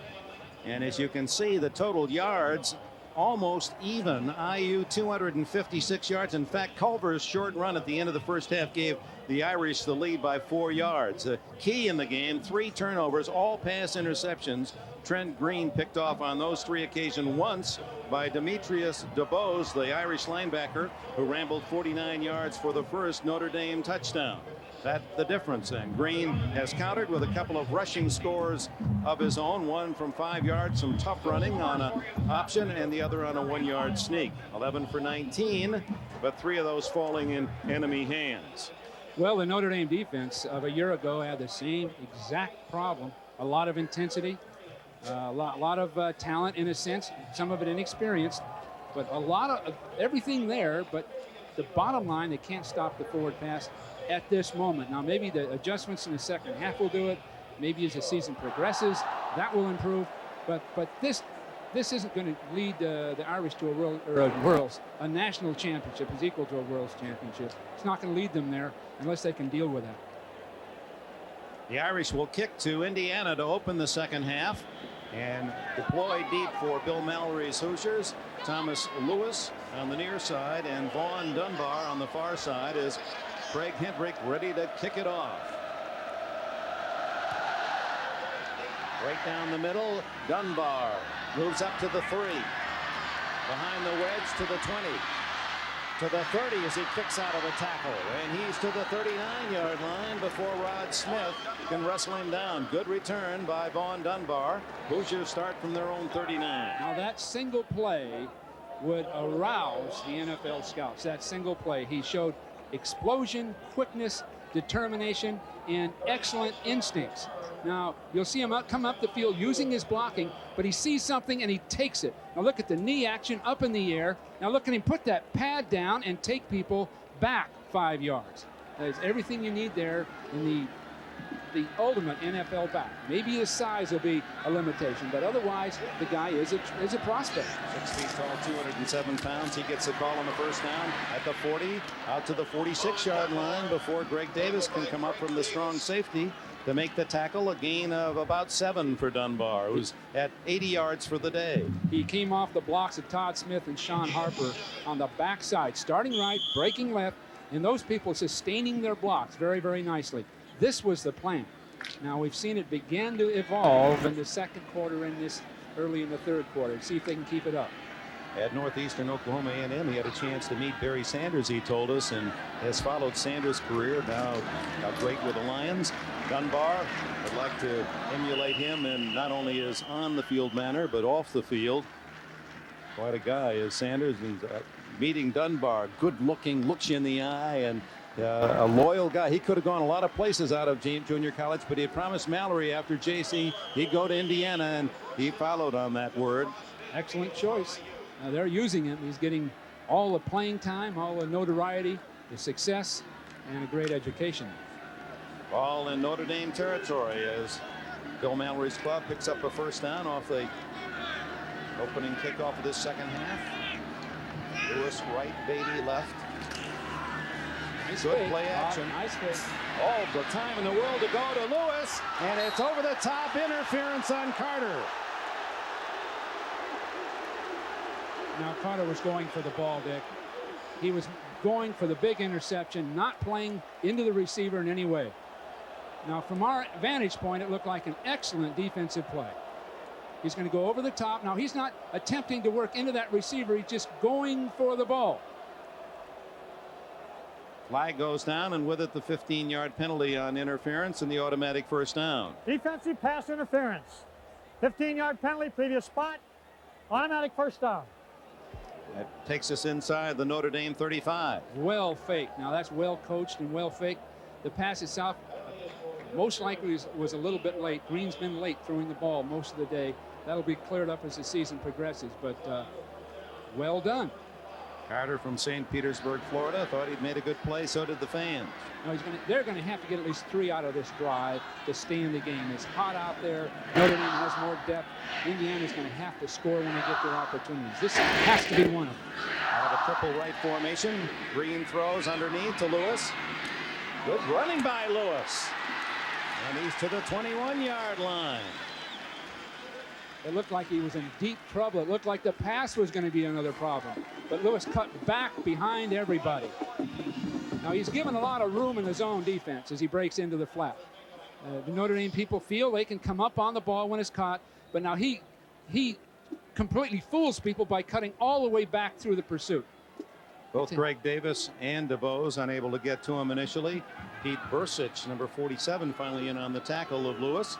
Sure take a lot of punishment doing it, but that was the play. Blitz inside. First down, Dunbar gives a call. Oh, as he hammered Troy Ridgely down low. And coming up to assist on that tackle was LaShane Sadler playing at the safety spot. Both inside backers blitz right up the middle. DeBose taking a blocker out of it. Flanagan coming from one side. Very, very nicely done. Now they just caught the right play with the right defense. Second unit defense on the field for Lou Holtz. Ridgely anchoring that defensive line. 2nd and 9. Indiana trailing 28-17. Start of the second half. Smith on a blitz. Green gets away, looks off the defense, and then gets it to the tight end. Rod Coleman, who was the busy man in the first half, and Coleman with another catch. His 6th of the day. Again, they're faking left and coming back right, and nobody's there. You'll see the fake, and then coming back to the outside on this side, and no one is there defensively because everyone is going to be pursuing to the right. Everybody going that way, nothing left. Nice play on the outside, dealing with the blitzer, and nobody out there to cover it. So Rod Smith had a chance for a sack, barely missed it because of Green's agility to avoid right at the last second. They can pick up a first down without a touchdown. Dunbar in a delay. And finds nothing at all except blue jerseyed Notre Dame defenders. 81 Eric Jones. Eric Jones is what a young prospect. He's getting bigger every year. They say he's 250 now. He's probably about 240 pounds, but he's got quickness. And Lou was talking about him, remember, last year in the Orange Bowl. He said, "Now, this is a prospect, but he's going to have to fill out." So you see him a year from now, and you may see an NFL prospect, but conceivably a Notre Dame All-American. Right now, a little bit light, can get knocked off the line a little bit too easily because of the weight. Give him a yard on the last play, 2nd and 9. Flags are down. As going into the end zone is Dunbar. Will it count?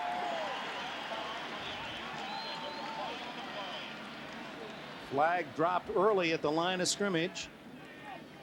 Dunbar, no one near him. And it's a motion against Indiana, no score. Now that was well executed. These are the things that really hurt because you're not going to get that clean a play again. And once you've run that play, it's unlikely that they're going to let you get away with it again. Illegal motion against the offense. One man was going down while the other man went into motion. It's 2 men in motion. Just a simple little technicality like that, and you practice all year.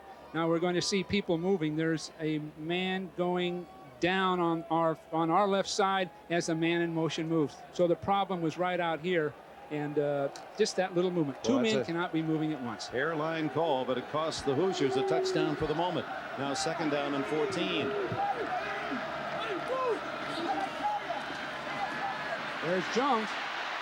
Green, who almost threw it in the arms of 49 Anthony Peterson. Eric Jones was applying the pressure. Eric Jones finally got by Harper that time, and Harper's been doing a good job on him most of the day, but finally he started breaking it. This is what can tend to happen with a team that isn't deep. People are playing longer than the opponent, on the field more, and they begin to tire. Go here now. You got 3rd down and 14. You figure the Green's going to pass. Is this where you gamble, bring a couple of blitzers or not? Yeah, I'd bring everybody. Debt from this situation, you and I are in. It looks like they are. They've got a lot of people near the line of scrimmage. Lewis to the right. They give to Dunbar. Caught in the backfield. Breaks one tackle. Ooh, boy. He's not afraid to go into the defense, but gets short yardage inside the 15 before Peterson and Smith team up on the tackle, and the field goal unit comes on. Well, they were smart enough this time to figure they'll get 3 out of this series. They had a touchdown, but at least 3, and not take a big gamble and have it blow up in their face. So if they can get 3 out of it, they're staying right with the Irish. 29-yard attempt. Again, that narrow field goal, those narrow crossbars are going to be a little tougher on this guy. Out of Matt Pusecki's hold. And Bunnell drills it. Boy, that ball just skyrockets off his foot. And Indiana, just as they started the game with a field goal, open the second half with a 3. It's 28-20 Notre Dame. Hoosiers not happy with just the 3. They had the possible 7, but the touchdown nullified by penalty. We'll be right back. The Irish gunning for their 14th consecutive win against a Big Ten opponent. Lou Holtz has not lost to a Big Tenner since his first year early in that season when both Michigan and Michigan State defeated Notre Dame. Indiana drawing 3 points closer after losing a touchdown on a penalty. Bunnell to kick it off. Clint Johnson deep for Notre Dame.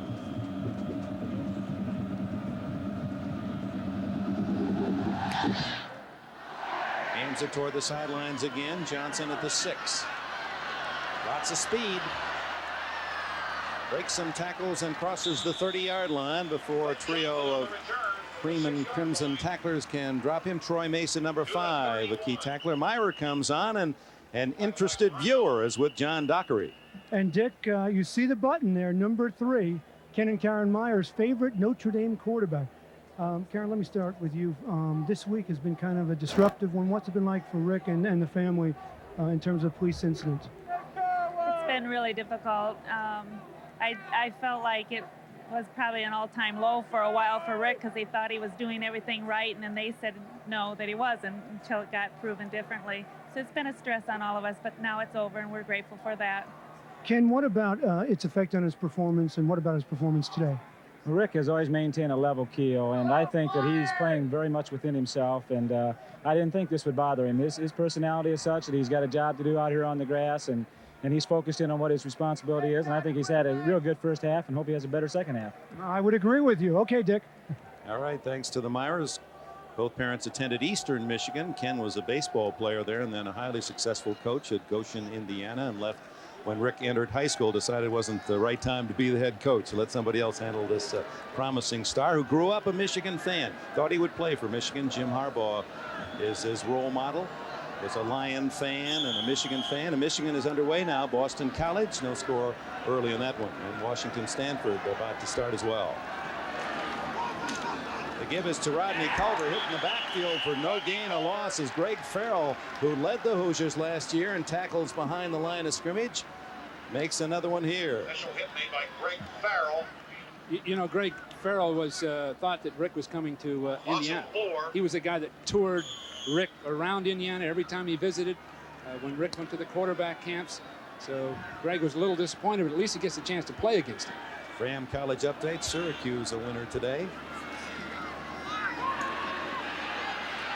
Meyer getting out of trouble and finally tackled from behind as he reaches a couple of yard gain, not to the original line of scrimmage. It'll be third down and about 12 for the Irish. Other scores on our Fram College football scoreboard. Pittsburgh late having trouble with Southern Miss after their big win at West Virginia. West Virginia trying to rally after losing last week. Maryland a winner against the Cavaliers. North Carolina State 7-0. And Purdue at the half against Eastern Michigan. Central Michigan leading Southwestern Louisiana by 4 late. Myra with a screen underneath, complete to Dawson. And Dawson cutting back to the 47-yard line. Brought down by Jim Summerall. Well, we were waiting for that play. We've seen every time we've seen the Notre Dame practice, they've always finished with that 2 or 3 times. It's like a downfield screen play where the receivers go down and set up to block. Then the receiver comes underneath. See the other men going by. You even saw Jerkovich downfield to make a block. So they time it for the receiver to come down the line late with a number of blockers getting out in front of him. It was a play designed for Rocket Ismail. There's the throw to Derek Brown and the big tight end second catch. And he's to the Indiana 34-yard line before Damon Watts can trip him up. Same play that Indiana's been working against Notre Dame. That's why you wonder why either team can't stop that. But inherently, because of the 4-man line, they're getting that tight end out late. Starting to play the other way, then out comes Meyer in this case to his right with no one with his tight end. Derek Brown, who caught 12 passes as a freshman for Lou Holtz, then 13, then 15. Boston College scores early. The Eagles against the Wolverines. First down, Indiana 34. Tony Brooks, 4 yards to the 30. To the 30. Now, just think of having a team with Brooks as a backup, let alone Willie Clark off the bench. Who hasn't played yet today, No. Clark. But Brooks, with all that talent, a broken foot in '88 that stopped him from maybe greatness, but he's back. So there's a depth there offensively that it'll take to sustain him through the year. Ohio State against Arizona. Quick touchdown. 2nd and 6. Meyer guns complete. The other tight end, Irv Smith from Browns Mill, New Jersey, has his first catch at 91. A gambling defense by the Hoosiers, and you can understand it. They've got to stop this drive. Meyer's picking them apart. They brought people in. The tight end again was wide open. You talk about tight ends, Dick. Derek Brown, Irv Smith, Oscar McBride, who I haven't seen in the game yet. But there are 3 tight ends that are among the very best in college. They're all NFL prospects. And one One a senior, one a junior, one a sophomore. They're all 6'5" or taller. They're all around, well, from 235 to 252 Brown weighs. Right in the middle of the Hoosier line with Jerome Bettis. Bettis, we told you, is from a family of bowlers. A sister was a Michigan State junior champion. His brother was a doubles champion. We asked Jerome, well, how about you? He said, well, before I got in high school, I carried about a 180 average. I had a high of 277. And now it's football, and it's all strikes and no spares for Jerome. Well, you know, it's paid off for him, too. No Pop Warner football for this guy because of his studies. And as a youngster, he got those work habits in the classroom that have finally resulted in him being at Notre Dame. He gets the call again, and the answer is to the 14-yard line. Larry McDaniel, defensive tackle from St. Louis, makes the stop for Mallory's Hoosiers. Bettis plays, I've got this written here, I can remember, nose guard, linebacker, running back, tackle, played them all during his high school career, and finally ends up, of course, as a fullback. Yeah, but his eyes really lit up when he said, what position? Linebacker. Oh, yes, his eyes still have a lot of linebacker in me anytime Holtz needs one. Oh, Bettis at fullback, Brooks at tailback. Third down, about 3.5. It's Brooks. First down and goal. Notre Dame at the 8-yard line. Gene McGuire, number 76. The center cleared the way. Irv Smith, what we would call a U-man, the weak side tight end. Irv Smith, the junior we just spoke of, did a beautiful job of blocking. He just did a beautiful job of blocking. Meanwhile, you've got Taylor and Knapp pulling from the other side. But you see him go down inside on his man and just take him down the line. Chris Holder just took him right down the line and opened the whole side of the field up. And McGuire right behind him, peeling off the linebacker. Notre Dame 28, Indiana 20. The Irish at the Hoosier 8. It's Brooks to the 4-yard line. Jim Summerall and Larry McDaniel. I think McDaniel down low tripped him up initially. It's 2nd and goal, Notre Dame. Well, the punters for these two teams might have long seasons. They're going to get a little weary sitting on the pines the way that each are able to move the ball. They may practice tomorrow because they're not doing much today. Brooks out, and the Irish come in with Bettis, Mahalko, and Culver. Typically, they give to the fullback here. Oh, he's going to keep it. Meyer. Then the toss to Culver, out of bounds at the 1. Watts made typically, the tackle. Dick, they give it to the fullback. I'm not sure that wasn't a broken play. Meyer was smart enough or quick-witted enough to keep it, then run the option. But I think the ball was supposed to go to Bettis. But they get into that full house tee with those big backs and those massive tight ends and just take it to you. And this is when it's tough on Indiana because they can't substitute the way Notre Dame can. 12th play of the drive, 3rd and goal from the 1. Full house backfield again. Whoops, Notre Dame will get a 5. Justin Hall, 73 on the right side of the line, just a bit too eager, anticipating that snap count. Now that can help. You see a defender move, then the offensive guys begin to move. Dead ball, illegal procedure against the offensive team. Repeat 3rd down. Now Irv Smith and Justin Hall both charging offside, so it's 3rd and goal. Changes the play call, and Culver comes back in with a word from the sidelines. Well, this gives Illinois a chance. I'll try Am I all right? Illinois has a chance, by the way, wherever they are. But this gives Indiana a chance. It really does. Now, they're in that full house. They do have a play pass off this where they can fake and then throw. Meyer on the option. He takes it himself. Touchdown!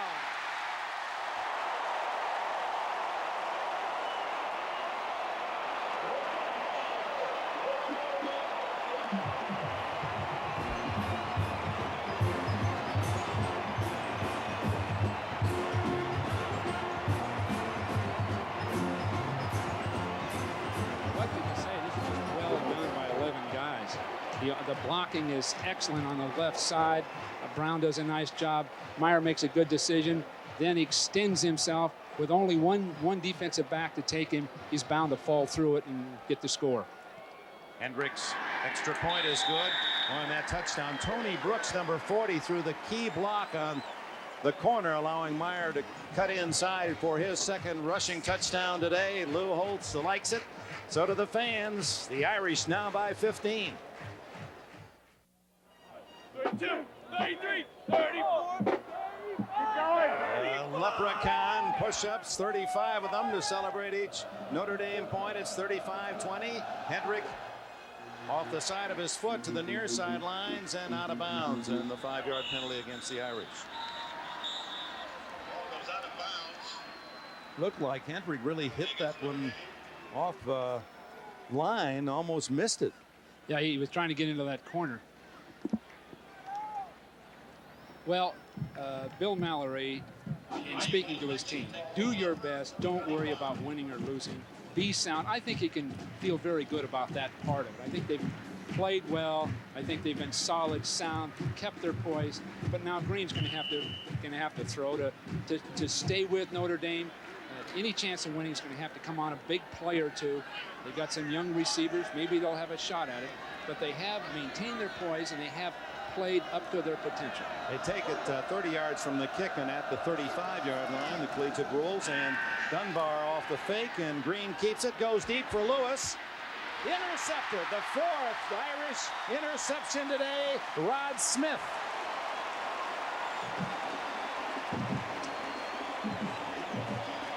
Smith was right there. You just can't throw the ball against a safety man in the middle. So they went for the post pattern, fake, but the safety man was just standing back there to make a play. And so just a miscalculation through, I guess, coaching, play calling, and certainly the decision that was made. They just can't throw it down to that guy. That was a nice job of faking. They do a beautiful job of that. Everything's fine, good protection. Now when the ball's thrown, you see a safety man just come right over and make the play. So Smith was on the inside, Burris was on the outside.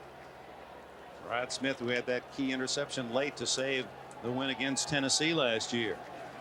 Meyer goes to work. Oh, hit from behind and fumbles. Free ball, and Notre Dame has recovered. One of the linemen got it at the 19, and Meyer, boy, the fans gasping. He's back up on his feet, but wobbly. Well, he got the blitz from the backside. Troy Mason. Nobody touched him. Coming all the way from around the tight end position. Nobody there. With a lot of speed, he makes the contact. Oh, then it comes right down the middle also. He gets up and handles that. He's a pretty good trooper. And Justin Hall, the right lineman, at the right place to save the ball for Notre Dame. Back at the 19, a loss of 6. Mason making the defensive play. 4:58 left in the third. The give is to the big fullback Bettis, and he powers his way to the 33. What a load, 247 pounds, this sophomore from Detroit. Well, Lance Brown, the safety, was not about to come in low and have his head taken off, so he just got a ride. He got on the top and then just waited for Bettis to go down. Look at this, power.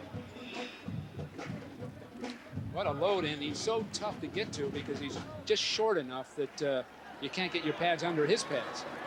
Third down along 2. The Irish use 2 tight ends, Smith and Brown, to bookend the line. And timeout call by Meyer. So he'll come over and talk with Lou Holtz and straighten out the offensive call. 4:16 left in the third. Notre Dame by 15. Welcome back to Notre Dame. Well, some coaches can't even get 11 players organized. Well, here at Notre Dame, the entire student body in unison. This fall celebration. Football begins in this famed arena, 1991, on a glorious but hot September day. And Notre Dame leading 35-20. It's a 3rd down 2 play for the Irish, and it's Brooks for the first down and more. Tackles with him out to the 41-yard line and keeping the Indiana offense on the sidelines. Well, I think they're just going to take it to them now. It's that simple. But there are 2 big tight ends in the game and just use those offensive linemen. Joe Moore has done just an excellent job of fundamental teaching to these offensive linemen. First down at the 46-yard line. Meyer to Brooks. caught from the side. A good defensive play by Steve Perkins, 6'4" sophomore from New London, Missouri. Went to Mark Twain High School there. Indiana has a history, and it's a good one, of bringing a cornerback or a safety from the outside. They're not ready to block those people. They don't see them that often, and he made the play. The offense is dominated today. Indiana has not punted the football. Notre Dame only 2 punts. On 2nd and 9, Meyer going deep for Smith. Irv Smith. What a run by Smith. Look at that. Touchdown. Oh, my.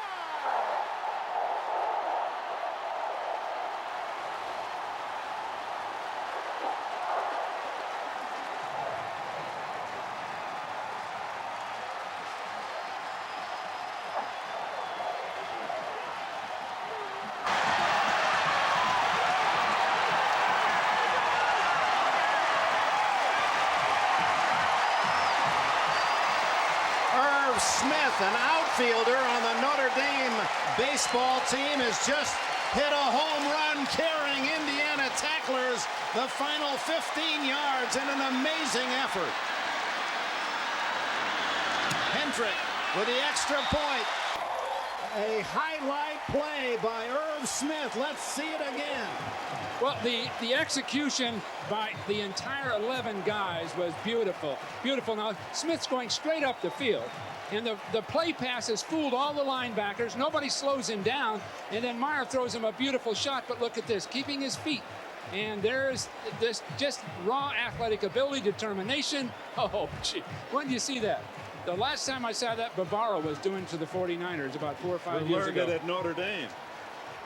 But this is a beautiful fake by Meyer. Now a nice touch right up over the top. Now this is a backup tight end. He was hit at the 20, 15, 10, 5. Smith trying to help out. No, I was off by 5. By 10, there's the touchdown. He was hit at the 25, and from the 15 in was carrying Indiana tackler with him. Well, he had at least 2 on him the whole way. What a play by Irv Smith. You've got to give this Tom Beck, the coordinator for Notre Dame, credit on the play calling, because everything's been opportunistic, timed at the right time. Beck was a head coach at Grand Valley State. I'm not sure where that is, but his record was 50-18. So you've got a potential head coach on that staff working with Lou offensively. Over in the Grand Rapids area,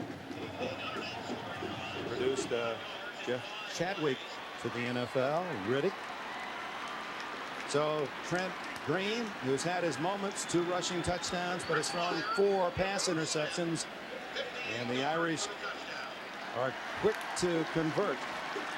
Well, this is the game where you say if you take 5 plays out of it, or 6 plays, or whatever it might be, we'd have been in it, speaking for Indiana. And there's some truth to it.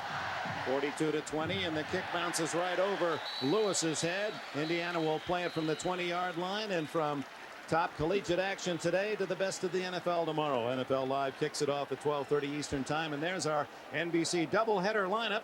2 for the price of 1. Pittsburgh and Buffalo, the feature game of the early contest, and in the late games of 49ers and San Diego. San Diego with a new offensive coordinator. The head coach has taken over, Dan Henning, after excusing Ted Tolner. Denver, LA, Jets and Seattle also late games. Be with us tomorrow starting 12:30 Eastern, 9:30 Pacific time. I'll tell you, that Raider Denver game will be a big one for both clubs. Vaughn Dunbar gets a chance to hear his number called and picks up 3. DeBose makes the tackle. Let's check Big Ten action. On this day, Boston College still leading favored Michigan by a touchdown in the first period. Iowa has beaten Hawaii 53-10. Hayden Fry's club off to a big start. Arizona has tied Ohio State in the first. And Purdue winning handily against Eastern Michigan. Are they the Hurons or the Eagles? We'll have to clarify that. Used to be the Hurons. Green out of the backfield, complete to his favorite target, Eddie Thomas, and the veteran Thomas from Fort Knox, Kentucky, has an Indiana first down at the 35. It's so critical now that the Hoosiers just play with poise and just continue to execute This is the kind of disciplines that Bill Mallory's instilled in them. They just got to play good fundamental football. The score is not a factor because there are 10 games remaining, and thus far they've demonstrated they can be a winner again. They can certainly move the ball offensively. It's Dunbar. Whoa, little face mask, but no flag, and he goes to the 38-yard line. Nick Smith up around the helmet. May have not gotten the bar, but just the helmet itself. You saw Dunbar's head jerk as he's trying, and now within about 5 yards of a 100-yard day against the Irish. Now the Irish can go to these younger players and find out about them. Not just often enough you find out about a younger player in the second half of the game, and he turns into an ultimate starter as the season progresses. Now they get a chance to look at him. 2nd and 8. Green guns it complete. It's Rod Coleman. He's going to match his entire total from last year. His 9 catches of 90. He has 7 today. 80 yards. Well, they wanted to improve the pass offense, and they have. 4 interceptions have destroyed Indiana, but on the other hand, they're a much more effective offensive team, being able to throw, and it'll pay off. Maybe it's Kentucky next week, isn't it? So let's see what happens next week, but they're making progress, and they've revamped it, done a good job with it. Thomas to the right. First down at the IU 47.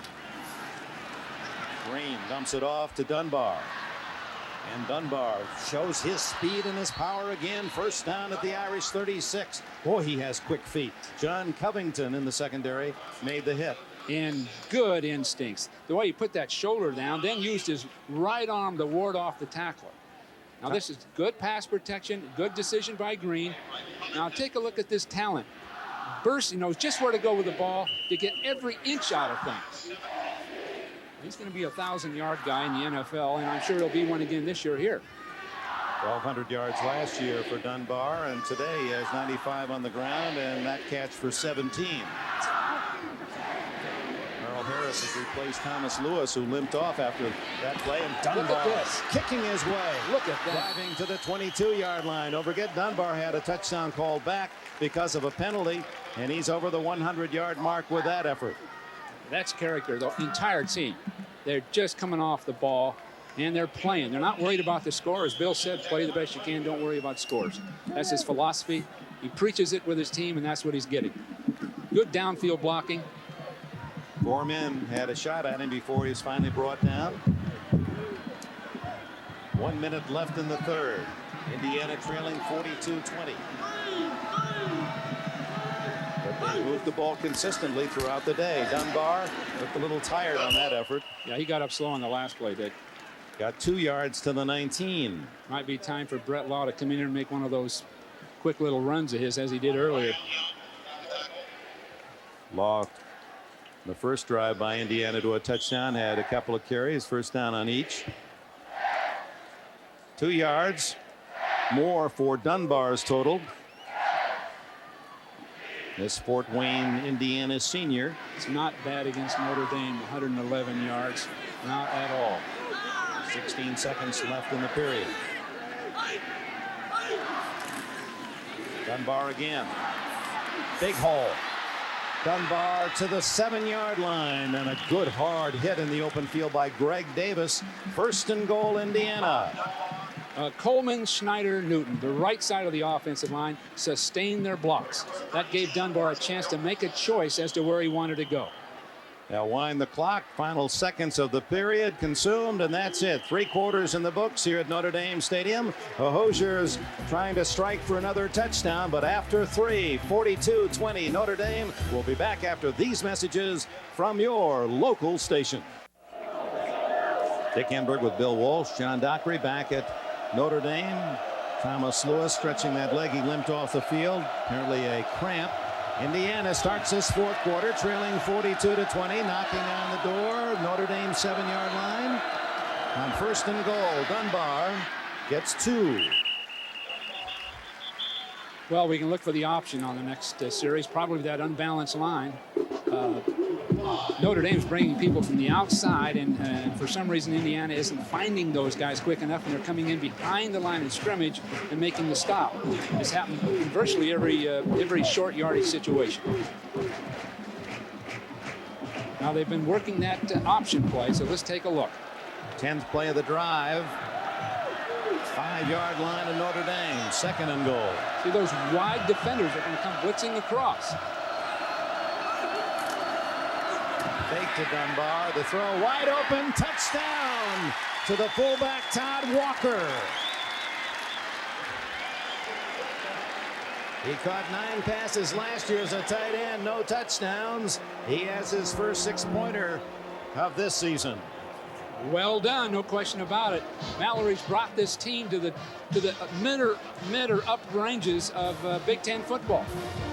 His wide receiver released up inside Beatty and sort of walled off the man that would be making the coverage. But it was well called, good play. I just think this team can be competitive this year with anybody. And what I like, Dick, is the character. They're down by a number of points at Notre Dame, and they keep their poise. Bunnell's try for a point is good. 10 plays, 80 yards, a little under 4 minutes for the Hoosiers, who have 7 more and are still in it 42-27. There's a play fake, nicely done. Ball is thrown, uncovered. Now Notre Dame's been fooled on these kind of plays too often. Back at Notre Dame Stadium, Bunnell kicks it off toward Clint Johnson. Johnson into his own end zone, he'll take it out. To the 24, and Notre Dame's offense on the field, and we go to John Dockery. Dick, way back in 1926, Gordon Dillno's dad brought him to his first Notre Dame game. Ticket price was $1.25. They beat Georgia Tech 12-0. 65 years later, Gordon, you're still coming to games. How many have you been to?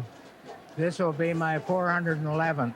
411. That's almost half the games Notre Dame's played in their history. Wow. Who's your favorite player, the most exciting one you saw? Well, I think the Rocket was probably the most exciting. I'd say Johnny Lujack was probably the best all-around player. And Joe Montana perhaps was the best quarterback. Thank you, Gordon. Let's go back to the game, Dick. Rodney Culver out to the 50-yard line. And a flag goes down before Mark Hagan can make the tackle for Indiana.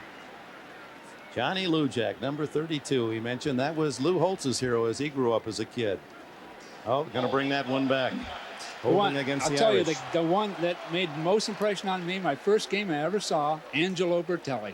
He was the class of football at his time. You wouldn't remember that, Dick. Yeah, that's it. Were they? He was in your graduating class. Was the touchdown worth 5 points then? Saw him play against USC in the Coliseum out there, and they won 13-0. What was that? That Stanford had to have a score there. Penn State 81-0. So Paterno's team, considered by many a real challenge toward a national championship. Boston College has taken a 10-0 lead against Michigan. With the penalty, Notre Dame, instead of the ball out at the 50-yard line, penalized 10 back to the 15. Blake Dawson to the left. Ray Griggs to the right. The tight end Brown on the left side. Bettis and Culver. It's Culver following the block of Bettis, but short yardage this time out to the 18. Mark Hagan, another tackle for this senior from Carmel, Indiana. He's planning to go on for his NBA. He said he had 3 disc surgeries a couple of years ago. Didn't play in 1988, Hagan, but continues to star. Bright and a leader on his team. Now, every down he's in there, too. And he's not a big guy, about 225, 230 pounds. He's in there against a lot bigger, more powerful people. This defense is playing itself out because they're doing everything they can. There's a first down pass as Meyer, but a flag is down. Able to hit Tony Smith for 21, but are they going to call it back? Apparently. Another holding penalty. Well, they might as well find out who will tend to do those kind of things. They've got a good lead. Let Meyer unload a little bit. Find out who can pass protect. Penalty will be enforced from the spot of the foul. Replay, second down. Lou Holtz, 147 pounds of frustration right now. He sleeps about 4 hours a night, he tells us. He said he's not one to stay in the rack too long. He's got too much on his mind, thinking of a new play. He reminded me of his greatness yesterday, sitting across from him when we visited, just how strong a guy he is for going through all he has this week with his family and with that incident we've heard so much about, which was really nothing. Here's the give to Bettis and hit, but Breaks out of 2 tackles. 30, 40. And there's a man who runs about a 4.6 40, carrying 250 pounds. First down, Notre Dame, a 40-yard rumble. That's that trap play in a minute that you see Indiana in the 4-man line, the even front. There comes the trap play. And finally, a defensive back tried to get a hold of Bettis, and he just couldn't hold on to those big thighs. Well, Charles Beauchamp, 95, you saw had him at the line of scrimmage, but Beauchamp weighs only 230. Bettis with 20 pounds on him and momentum just ripped right out of the tackle. Well, these Indiana guys have been out there all day, and it's starting to show. This is Culver. Another first down to the IU 41. Mark Hagan makes the tackle. I know that Lou Holtz had some concern about Aaron Taylor. He played 7 minutes last year. And Lindsey Knapp, but both these guys have done a fine job today. They've really established themselves as the guys he needed on the left side of that line. Now you see them come off the line, look at number 75, just turn his man and drive him right off the field. We see the first appearance of Willie Clark, number 32 at tailback. He's the fastest of this Notre Dame backfield, fastest on the team, in fact. Here he goes. And he has about 6 yards to the 35-yard line before Jim Summerall can make the stop.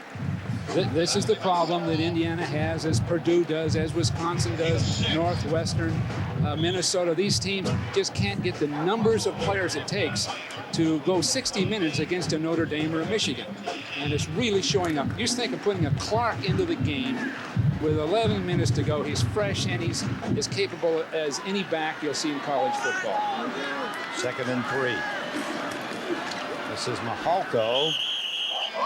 Luke Collar, fullback, has the first down at the 30-yard line. Paul Williams makes the stop, number 29. Well, it'll be interesting, Dick, to see if we get a sub at quarterback. Because Meyer playing a great game, just being able to come off the field. And how do you pronounce it? Failer? Thaler. Paul okay, Thaler, the freshman, yes. I heard somebody out in the field say Thaler. But Thaler, now he's another Meyer physical. He's got all the tools as a freshman. Hope we see him. First down at the 30. Might be changing plays, and the give to Clark. Hole closes, and this time Beauchamp, who has the weight advantage, is able to bring down the 177-pound Clark. Beauchamp's played his heart out today, and he's coming off the line on the left side. He comes underneath in a stunt. Look at him take on blockers and finally come through. Number 95. 3 people had shots at least slowing him down, and it's just his intensity.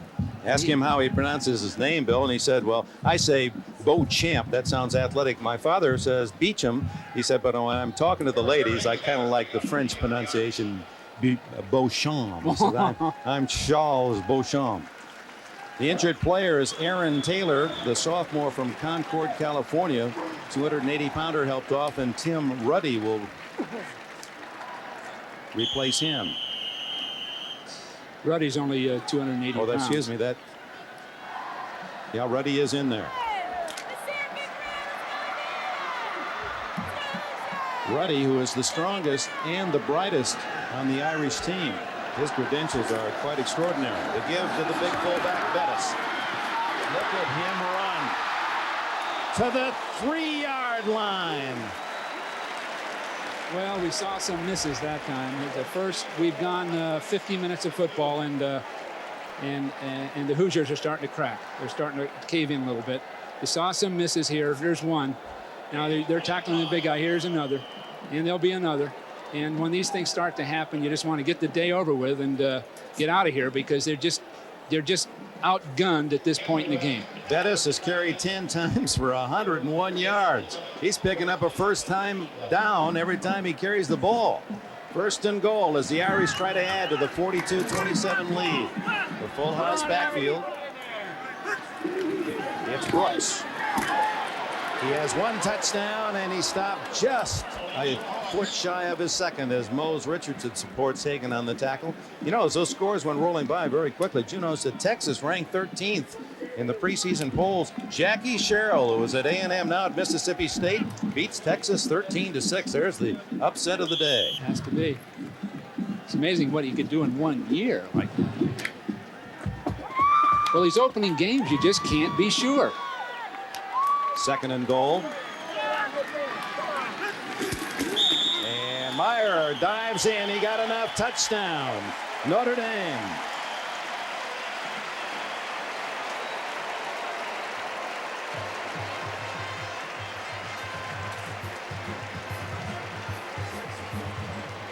Just a simple quarterback sneak. You see an excellent job by Gene McGuire. He gets underneath his nose man, Williams, and it gives a lot of room for Meyer to just reach over the top. Well, it's been a big day for Meyer with 3 touchdowns, one of them for 46 yards, the longest in his Irish career. And now Hentrich with a try for point. And Notre Dame has 49. Meyer is so much like Roger Staubach as a young player. He can run, he can pass, he's quick on his feet and decisive. Now the Indiana fans have had a chance to cheer today. 49-27. The offense has been powerful enough for the Hoosiers that they've had 9 possessions and have not punted yet. But the defense unable to stop the Irish, who kick it off. And Hentrich booms one deep. Lewis at the goal line. And the sophomore picks his way out to the 24-yard line. You know, both these teams are a reflection of their schools and their coaches. Clean, hard-hitting football, sportsmanship, play the game. It was the spirit of the game is there. The competition's there. None of the mocking of people or the gesturing to people. Dunbar, the lone running back. It's Green to throw. Down the middle, incomplete. Had a man open, Eddie Beatty. Well, Green will get better at doing that. Right now, he's not good enough, but he'll get better. He's got some talent, and he's a good competitor. But those are just errant passes that can get you in deep trouble. Green threw for 4 touchdowns last year, 7 interceptions. He's been pilfered 4 times today.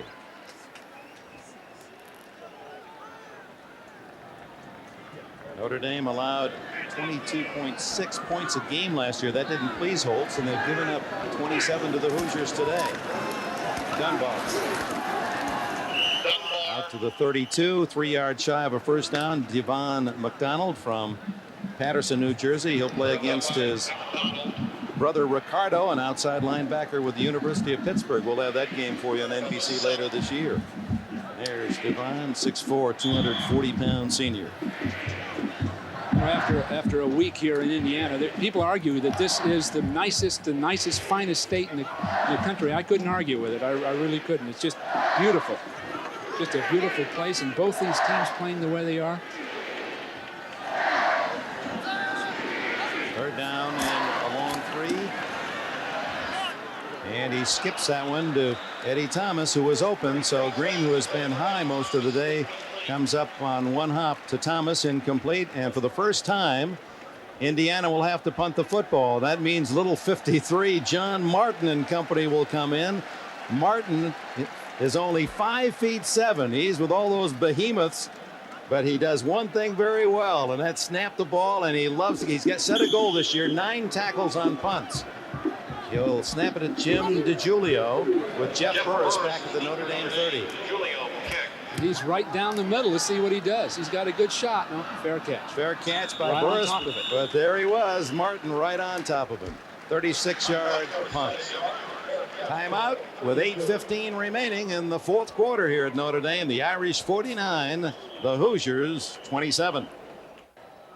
All right, we'll stay tuned for that, and we're with one of the great old setters of the game here, Bill. I did play, Bill believe it or Walsh. not. What was your nickname anyway? When I played volleyball? Yeah. Hickory. Hickory. Oh, that's good. So we got Hickory, Dickory, and Doc, or something like that. Well staged, Dick. You're really convincing. All right, let's go back to the action with Notre Dame with the ball at the 32-yard line. And Reggie Brooks, brother of Tony Brooks, wrapped up by Mark Hagan.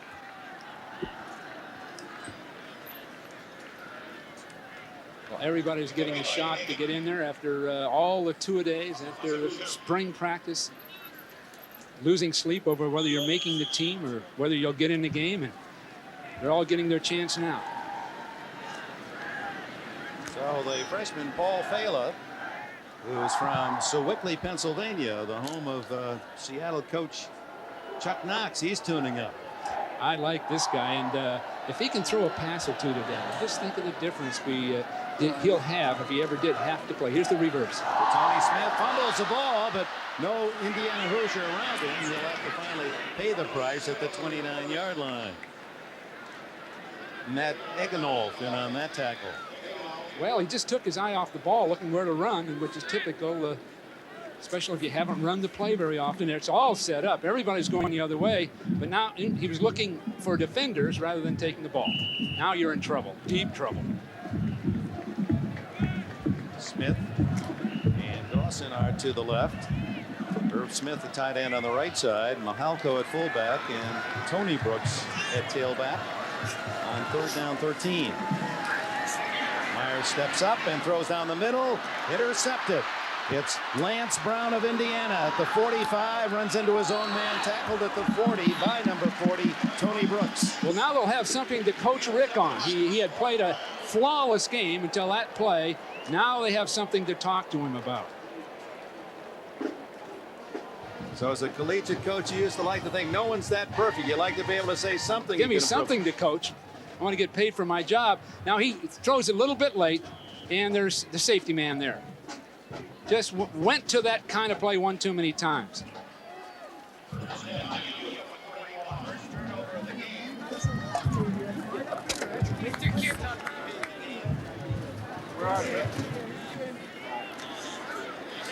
I'll guarantee you that Dunbar is getting a workout. Now I don't know how many times he's carried the ball. We can check, but it's got to be way up there. And you're wearing the guy down. That's 29 carries for 136 yards. So at some point there may be a diminishing return here because he can get some stats, but when he's this fatigued, he can have some real problems. Spread out to their left to wide field. He's going to get the ball again. He's going to sleep tonight. Wow.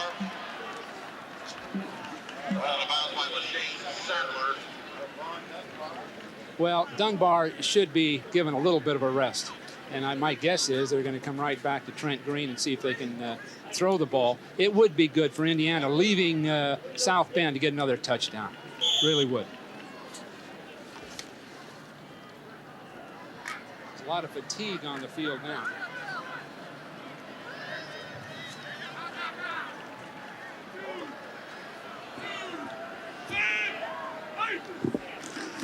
Green. And finally the microphone works, and out of bounds goes Thomas Lewis, who's had a solid game, this young man from Akron Garfield High School, where he set school records, 120 catches, had 6 interceptions playing on the other side of the ball as a senior. If you check other scores, 3 catches, 51 yards for Lewis today. See San Jose playing Florida, San Jose State losing 14-7. There's some connection there, I keep remembering. Yeah, they're very proud of your presence on that campus. Dunbar picking his hole inside the 15 to the 14-yard line. Again, Rod Coleman, the tight end, was just driving. I think it's McDonald in there, driving him right off the line of scrimmage. Nice job. There are a lot of good things. Just don't have the depth to play the Irish. Just don't have the depth. But Vaughn Dunbar certainly has underlined why the professional scouts think he is a tremendous talent. Look at those numbers today against the Irish defense. A lot of teams won't rush for that. Really, 49-27. It's Dunbar. A little misdirection for a couple of yards. Pete Bursich, a sophomore from Mokina, Illinois, in on the tackle. He's someone that Lou Holtz had pointed out as being a player that has really improved since last spring. There's Bursich, 6'1" and 225. Ohio State regains the lead. The Orangemen have won. Pittsburgh is 2-0. West Virginia has its first win of the year. 2nd and 9. It blitzed everybody. Green throwing for Lewis. Incomplete. Ball hanging, and able to break it up was Covington. Lewis was open forever, but Covington closed, and as the ball arrived, able to knock it away. Oh, Gary Darnell, the defensive coordinator, decided let's just go for it. He brings everybody, leaving single coverage. Now, again, that ball might have been thrown earlier, and that's the timing it'll take as the team develops this year. It's all new to Indiana. They're reading defenses, the different formations, but I'm sure that Bill Mallory's really increasing his team's ability to score, and that's what they have to have. But I like to see this team against a weaker opponent. I think they really look much better. Right now, they're just outgunned. On 3rd down, Dunbar, big hole up the middle, and he crashes close to the first down. I believe he's going to be just shy as Bursich makes the tackle again. It will be 4th and 1. Now, Bursich this is a fiery guy in practice at Notre Dame. Of all the players, Pete Bursich is the one that seemed to make everybody come alive, just outgoing, aggressive, and he's an excellent 3rd guy as an inside linebacker, that first sub to go in the game. Irish fans, let their voices be heard as Indiana sets up 4th and 1, and on the option they stop Trent Green. It was Greg Davis, the safety man.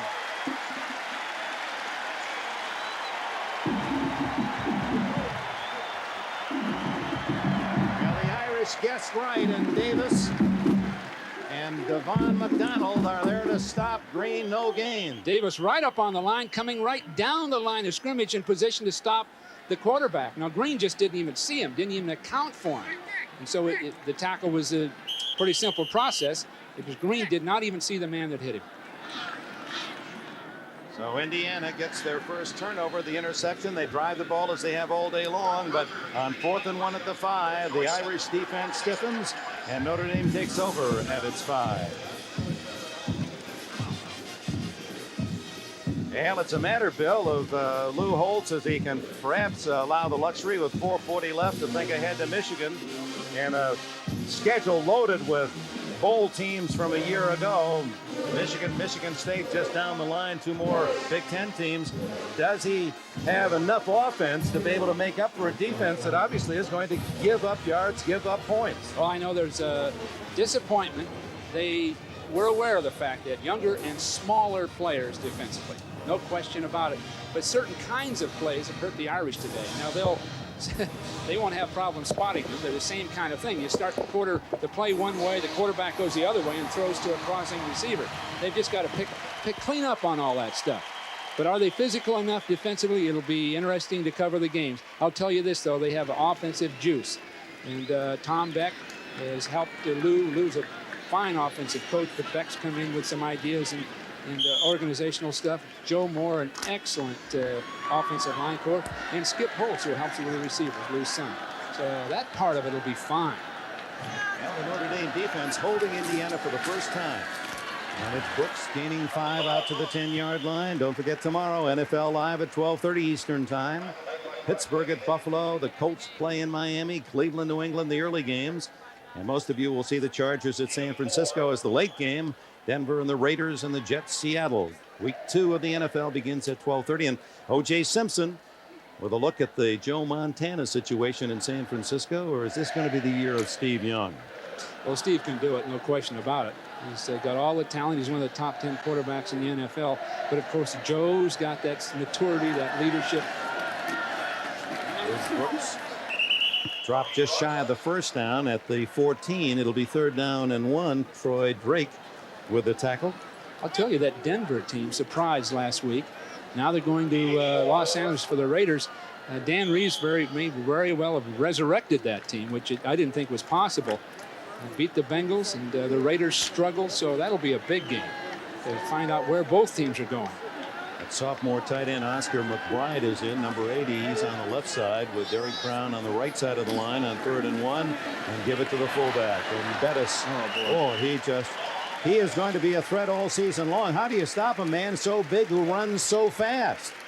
Seems unfair. The offensive line, he's got two big guys inside there, anchored by Gene McGuire. So they're getting contact, and then Bettis just breaking by people. Lou Holtz is going to bring out some of the starting front five. A new line in there now. Lance Johnson at center, Tim Ruddy in at guard, and Zadafevsky with Todd Norman and Jordan Holter at tackle. I like to think he's going to change quarterbacks because his young freshman's going to have to get experience sooner or later. They've got 49 points. Give him a chance to get some field position work, play calling, even have a chance to throw a ball or two. Willie Clark tackled by Larry McDaniel after a gain of about 4 out to the Notre Dame 27-yard line. And here comes Kevin McDougal, number 15, the backup quarterback. Actually, there are 3 of them, the freshman Fela, McDougal, and George Poorman also at quarterback. Poorman played defense last year. So McDougal, the sophomore from Pompano Beach, Florida, at the controls, number 15. He threw 2 passes all of last season. He hands off to Clark. Short yardage to the 29. Tackled by Troy Drake again. I'll tell you another guy, another 2 men that are really relieved after this game. That's one, Mike Seaman, the senior manager. Mike Seaman, the senior manager for Notre Dame, who handles all the peripheral and organizational things related to the team. He's a senior in college, an undergraduate, has over 100 people working for him in the football program itself. Now, Mike thinks that this is the best Notre Dame team he's seen since he's been here. But that job is a very, very important one. And I'd say they give to Reggie Brooks, who had enough power to break tackles and enough speed to turn the corner. First down at the 35. Reggie, the younger brother of Tony, 2 years younger, out of Tulsa, Oklahoma. But the senior manager in the college football is often the guy that's the most successful upon graduation, sort of an entrepreneur kind of guy. But organizing people and being there and the time he spends, that whole group of people, male and female, that support the team day to day. McDougal hands off to Reggie Brooks, and there's Mark Hagan again with a tackle, and Greg Farrell, the Hoosiers' top 2 hitters, and they collaborate on that side. McDougal out, and Matt Johnson comes in at quarterback. He's from Kokomo, Indiana. A walk-on. And Indiana has called a timeout with 1:23 remaining in the game. Well, Rodney built this palace in 1930 and actually only had one of his teams play here before he was tragically killed in an air crash in 1931. And that team won the national championship, went undefeated in 1930. And this stadium remains as a tribute to that great name, Rodney, and the Notre Dame tradition. What a sight today. The bright blues in the sky and the greens. Dark blues of Notre Dame and greens of the fans, the crimson of the Hoosier fans. Well, both campuses are absolutely beautiful, beautiful places. Here's the walk-on quarterback, and he is rudely greeted, Matt Johnson, by Mike Middleton. George Poorman, number 4, comes in now. So just as you might have thought, Bill, Lou Holtz is going to give all of his quarterbacks a chance to at least run the club for a couple of plays, and Indiana calls another timeout with 1:11 remaining. Well, Indiana wants to try. I guess it's 2-minute offense, if you'd call it that, or it's the last few plays if they can get a possession somehow. They're going to just continue to compete as they'd planned. Foreman comes into the game, as we talked about him last year in the Orange Bowl. He wears that shield over his eyes. He was born with only one eye. He's from Palatine, Illinois, played quarterback in high school, then made a defensive back by Lou Holtz, and then not knowing what the backup situation would be behind Meyer, he wanted to develop a veteran, a seasoned player at quarterback. So Foreman in his senior year moves back on offense. We've not seen Fela yet, but in talking with Lou Holtz, he's the man that Holtz feels will be groomed to be the quarterback should Meyer be injured in a big game. But each of these quarterbacks you're seeing now play a particular role. Poorman's the kind of man who can run a club, read a defense, run the football well, not the passer of some of the others. So Poorman on 3rd down and long, and he's going to run it. And he's twisted out of bounds, shy of the 1st down at the 43. So the Irish will have to punt it away. Jim Summerall made the tackle. Well, those are the kinds of things, if Poorman played, he'd do. If Meyer, for some reason, couldn't play, Poorman could run those sprint-out runs and be more of a running threat than a passing threat. Well, our thanks to John Gonzalez, our director, our producer David Michaels today, Jim Daves and John Decker, Notre Dame and Indiana folks here helping us in the booth, along with Elliot Cal, Raj Schneiderman with some research. It's been a delight to open up this season at Notre Dame, and we hope you'll join us for our 5 other encounters here at Notre Dame Stadium during the course of the year. Hentrich, his 3rd punt of the day, and delay of game as the Irish hoping the Hoosiers might jump offside. Delay the game, 5 yards. Lou Holtz not happy about that penalty. Kick the ball, he shouts. We can get him instantly. But I'll tell you, when we looked across from him yesterday, when he was going through all those trials, well, he looked me right in the eye, and you can tell he's really got control and command. And at that point, I reminded myself he's a great coach. Hentrich on a fake, complete to the 40, the 30, and to the 20, and out of bounds goes Greg Davis, the strong safety. Well, you know, people would quarrel with that, say they're pouring it on. And they are, in a sense. But they want to show that pass. Because now when they play Michigan State, Michigan, all Southern Cal, these other teams, they know that there's always the potential of a pass, and they've got it on tape. And so there's a distinct reason for Lou Holtz doing it. And I would guess, knowing Holtz now, he will just try to run out the clock. He won't try to score again. He wanted to show the play. He wanted to show that. And as a coach, I failed to do that. I think of it going into games and be a little bit hesitant to go ahead and use that. But that's an excellent idea to go ahead and show that for the next 10 games and a bowl game. Now you got to practice against People will know it's possible. Paul Fela, the freshman from Sewickley, Pennsylvania, an outstanding baseball player. Kansas City Royals offered him a lot of money. See, there he goes. He kneels down. So that's exactly what Holtz had in mind. Indiana fans booed, and as a fan, probably you would have too if you were on their side of the field. But there was a message by Holtz, thinking a game, a season ahead by using the fake punt. No question.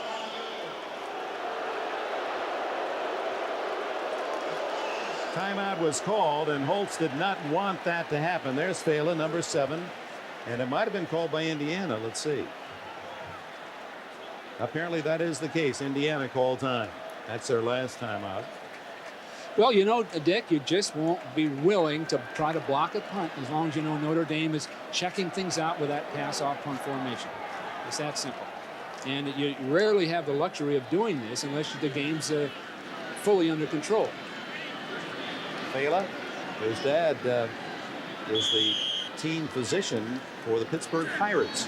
The quarterback controls now. Let's see if he just kneels down again. No, going to hand it off. Oh, gets a chance. There it is, his first play. Gets his uniform dirty with the clock ticking.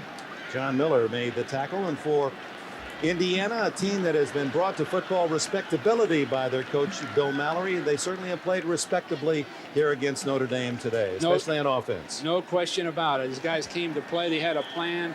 They played their hearts out. We've heard that before, but Bill's going to have a good year. He knows that. He's got a good team. Just don't have the depth. Very few people do have the depth that Notre Dame does. Both teams very well coached. Meyer with a handoff. Final play of the game. Notre Dame has its first win of the season. Bill Mallory's Hoosiers beaten 49-27. And today's Chevrolet players of the game: Rick Meyer of Notre Dame, Vaughn Dunbar from Indiana University. In conjunction with this program, Chevrolet will contribute $2,000 to the National Association of Student Financial Aid Administrators for disbursement to deserving college students so they may continue their education. John Dockery. Dick Enberg, thank you. Lou, after all that's happened this week, this must be a really satisfying win for you. Well, at Notre Dame, that sort of goes with the territory, I guess. I'm happy for the players. You know, they've worked awful hard, and we beat an awful good Indiana team. They were very well prepared. We had a lot of problems on defense, trying to adjust to different formations. We didn't always make good adjustments, but the players competed. Saw some flashes of brilliance. You said this will be a good team before it's over. I think I like the team. They play hard. They care about one another. There were a lot of good plays. We beat a very good football team, and we're very humbled by our win, but we're thankful to get it. Good luck to your son. We hope he has a full and complete recovery. Well, thank you. He's in the cardiac care center now, and I'm going to go see him, and we love him. Good luck, Coach. Thank you. Dick, back to you. So the Notre Dame players, as tradition would dictate, come to this corner of the field to raise their helmets and thank the student body for their support. The opening day is a win over a Big Ten team, 14 in a row, an unprecedented march by Notre Dame against Big Ten opponents, and they get another chance again next week and the 3 weeks that follow. Stay tuned for Gail Gardner and Notre Dame Saturday post-game report. All the scores after these messages from your local station.